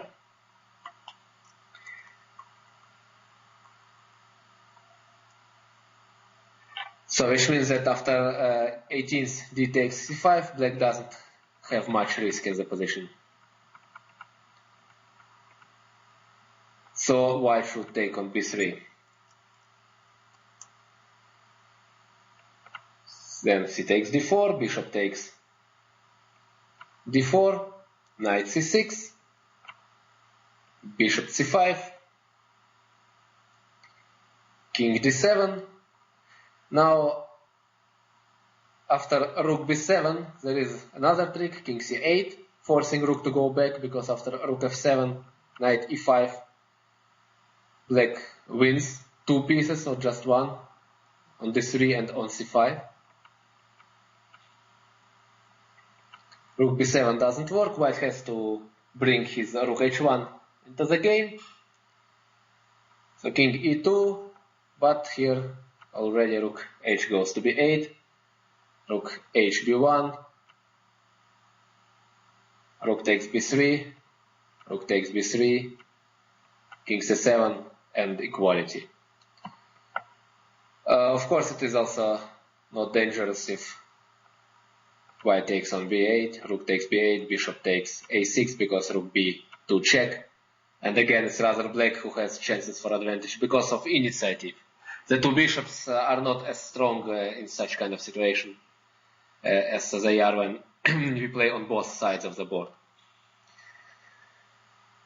So, this is everything about taking on c3 with the bishop.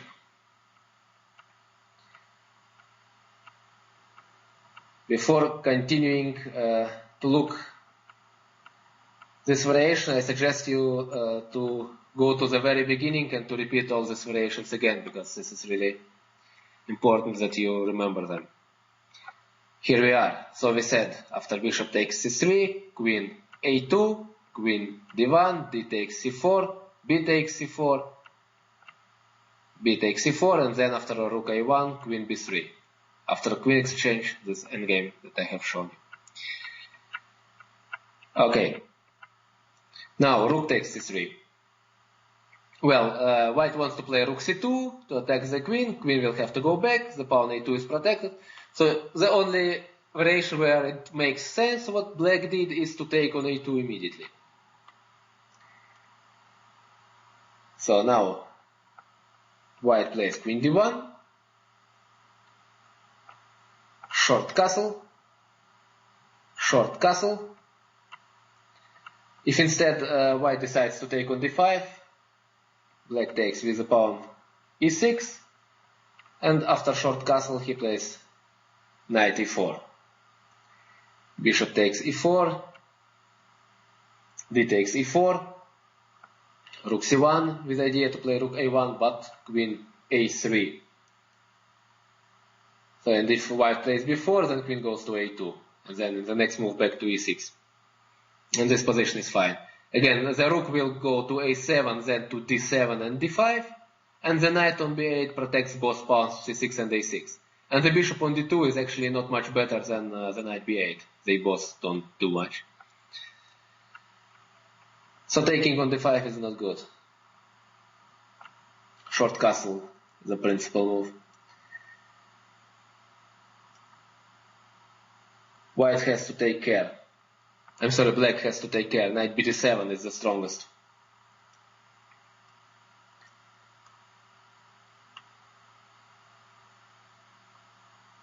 White plays rook c1.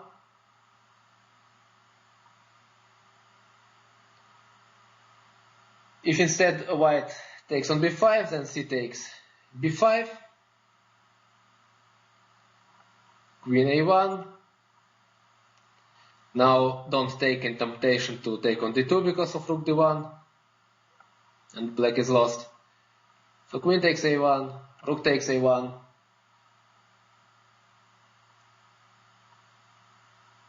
knight e4.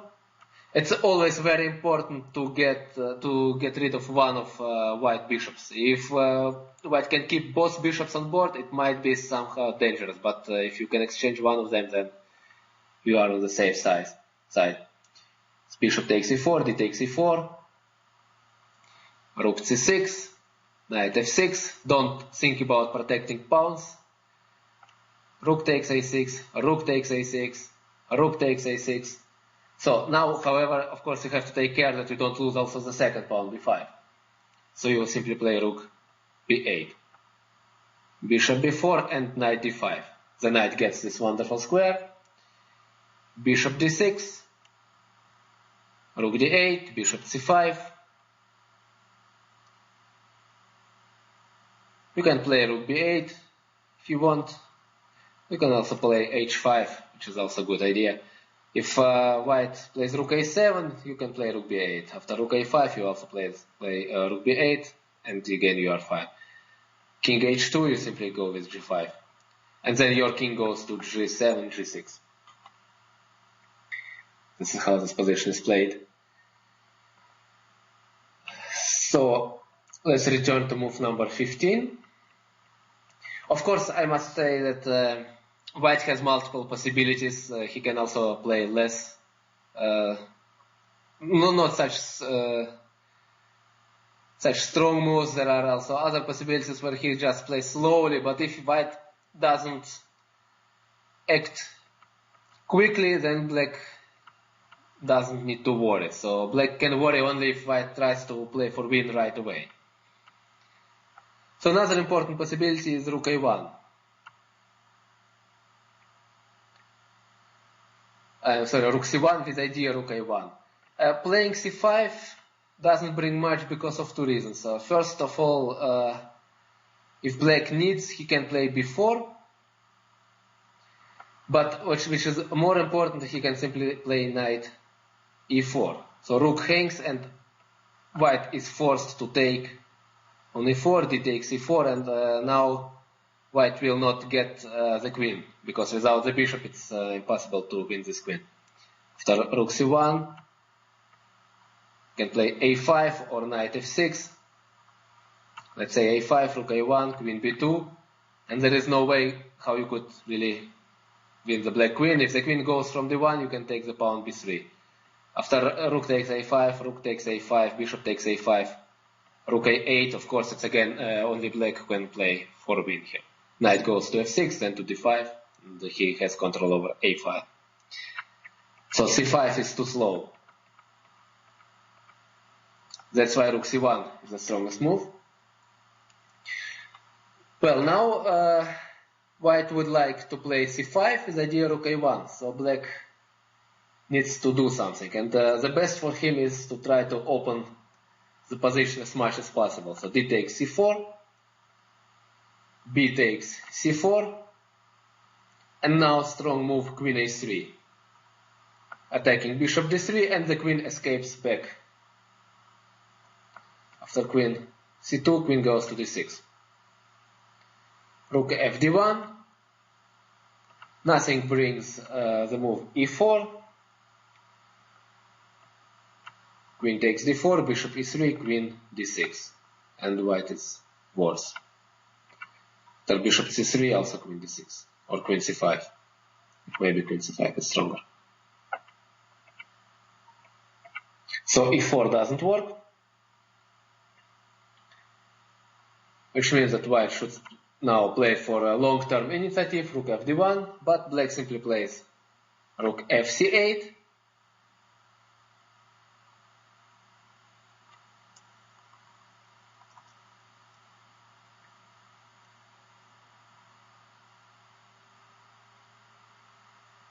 well, not rook fc8, but rook fd8, of course, because if you play rook fc8, then white can take on b5. So now c takes b5 is not so good because of queen c8, and a takes b5 is also not good because of, well, actually in this position bishop takes b5 doesn't work.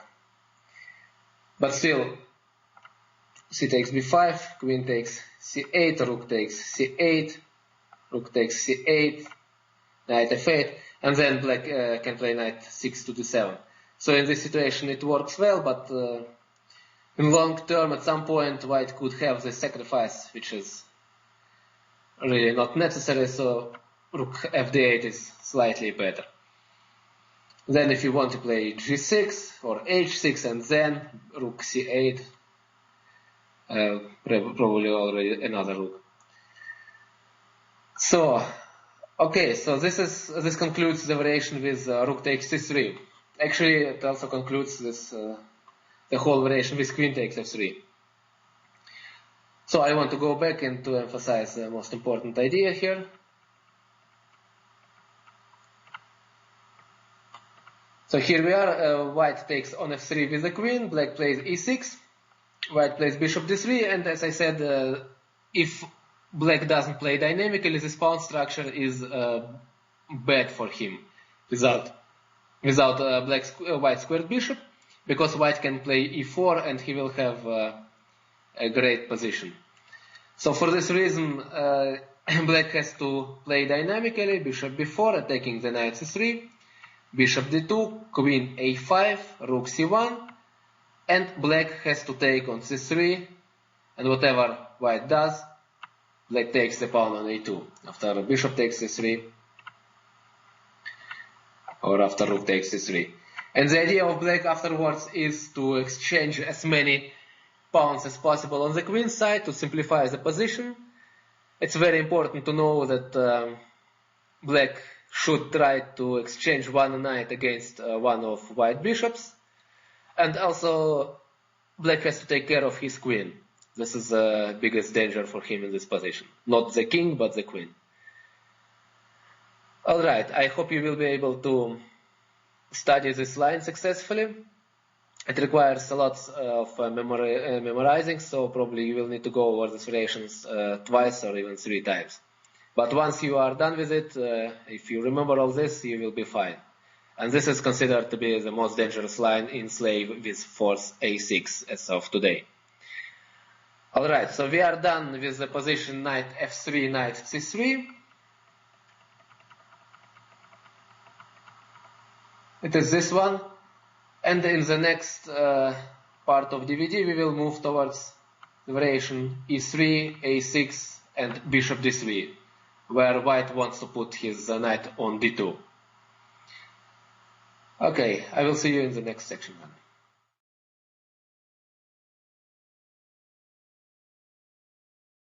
Alright, so we are coming to the end. This is the last variation that we need to analyze. And we start with d4, d5, c4, c6, knight f3, knight f6. And instead of knight c3, white decides to play e3 first. Well, first of all, of course,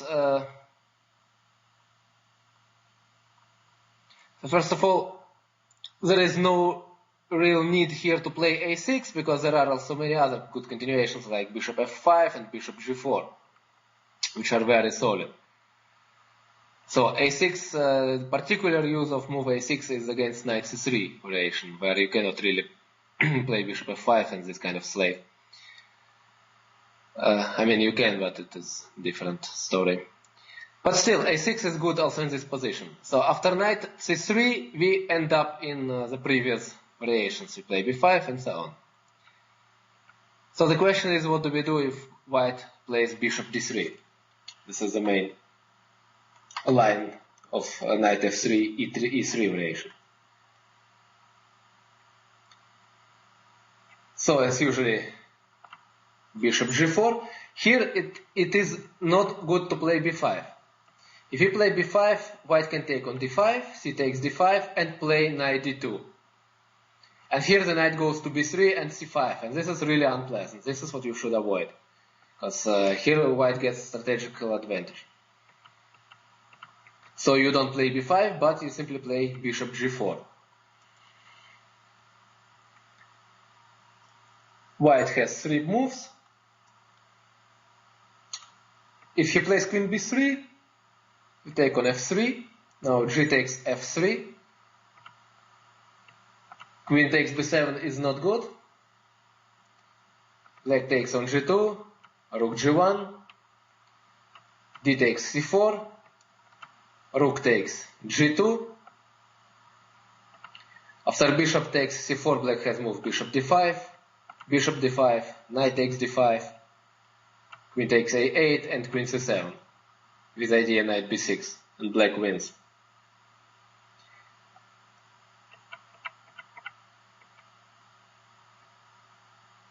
So white takes on g2, black takes on d3,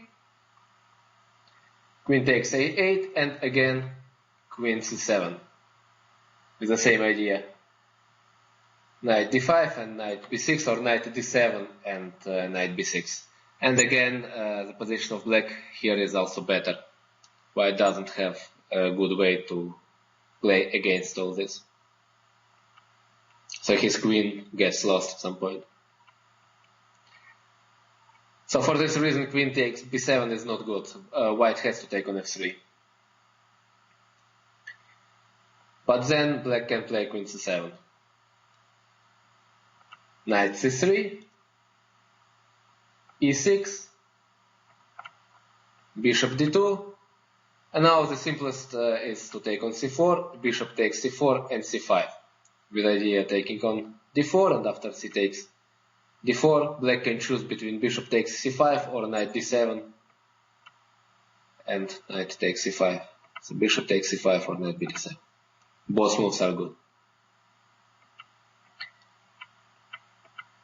Which means that queen b3 is not dangerous at all.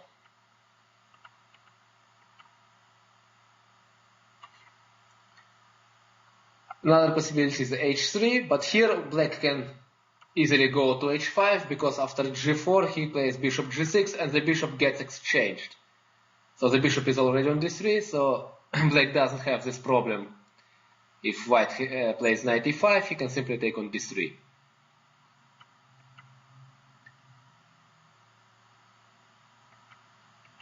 Okay, so the main move is knight bd2. So this is the idea. White wants to play b3, bishop b2, short castle, or queen c2, and so on. Black plays e6.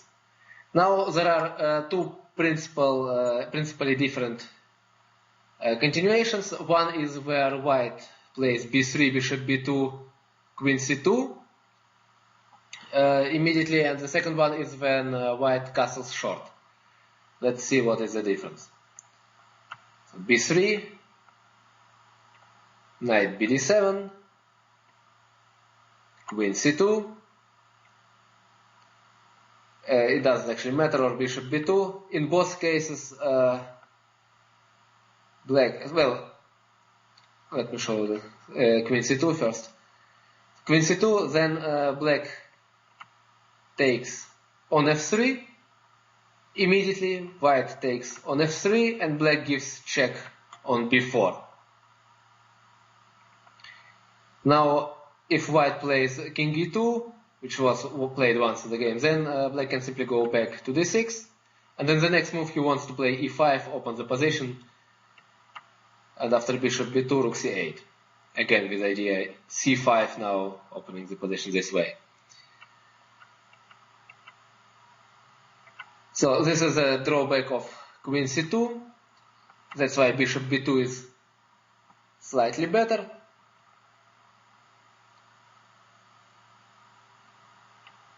Black plays bishop d6. And now, after queen c2, again, black takes on f3. Knight takes f3, and black plays queen a5. Another unpleasant check. Queen d2 doesn't work, knight d2 doesn't look well, and is also not well. Bishop c3 is the best possibility, but then bishop b4. So it seems like black lost time, but actually he achieved his strategical goal. He managed to exchange one of the bishops. Bishop takes b4, queen takes b4, queen d2, queen takes d2, king takes d2, and c5. And this is absolutely equal position. Also, without c5, the position is equal. This bishop of white is not strong at all. I mean, it's not a bad bishop, but he hasn't any active purpose in this position. He controls the square e4, and that's all. So the bishop is not stronger than the knight. The position is relatively close. So these are the drawbacks of early bishop development to b2. So if b3, bishop b2, queen c2, whatever, black can take on f3 and give a check and exchange bishops, or take white's right to castle. So for this reason, let's see what happens after short castle, which is the main move also. Knight bd7. So now b3. Now it's different story when the king is on g1 already. Just to mention the alternative, e4, e takes e4, knight takes e4, bishop e7. This is a very, very typical position with absolutely equal chances. Pawns c4 and d4 are not stronger than pawns c6 and e6. So here black doesn't have to worry. So knight bd7, b3, bishop d6. I think I mentioned it at some earlier points that a very important aspect of this position is that the bishop should control the square e5 always. So between choosing bishop d6 or bishop e7, the bishop needs to go to d6 almost always. So bishop d6, queen c2. If white plays bishop b2, then black can play bishop f5. This is an interesting move. Although I must say that in this position black can play also short castle or bishop h5, his idea bishop g6. This position is very solid. White doesn't have any advantage, but bishop f5 looks nice. Taking on f5 is not good, of course, because white stays with bad bishop on b2. So queen c2, bishop takes d3, queen takes d3, and short castle. And in this position, it's almost impossible for white to get an advantage. E takes e4, d takes e4, knight takes e4, knight takes, queen takes, and a5. His idea a4, and black is fine.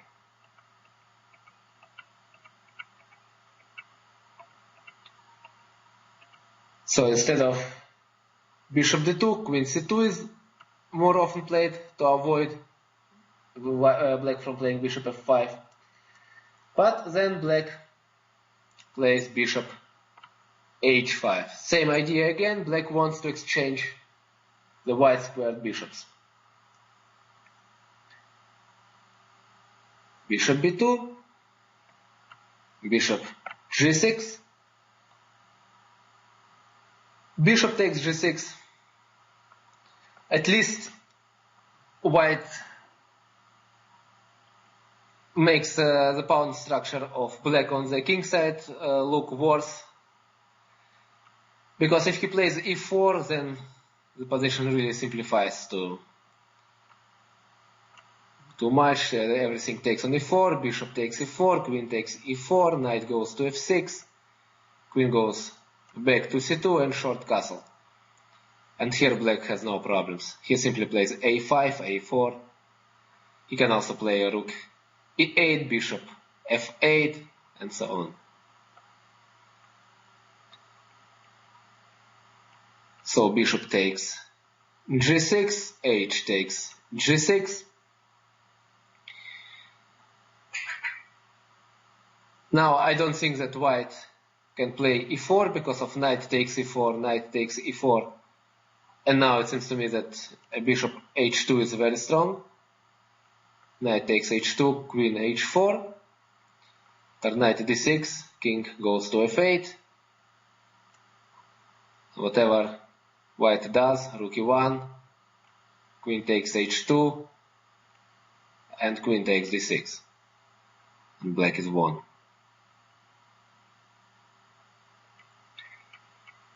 So e4 doesn't work immediately. White plays h3. But now short castle, e4. This is the only active plan of white. If he plays knight e5, well, black can simply play queen e7, then in the next move he wants to play c5. So e4 is the plan that white has to play. D takes e4, knight takes e4, knight takes e4, queen takes e4, and simply rook e8. And later black plays a5, he can put his bishop on f8 if he wants to. So again, in this position, white doesn't have real chances to win. So I think this is all about Slav with force move a6. We have covered all the main variations. We covered also many sidelines in the fifth move at the very beginning, which were knight e5, bishop g5, a4, and c takes d5. And I think you are ready to play this opening.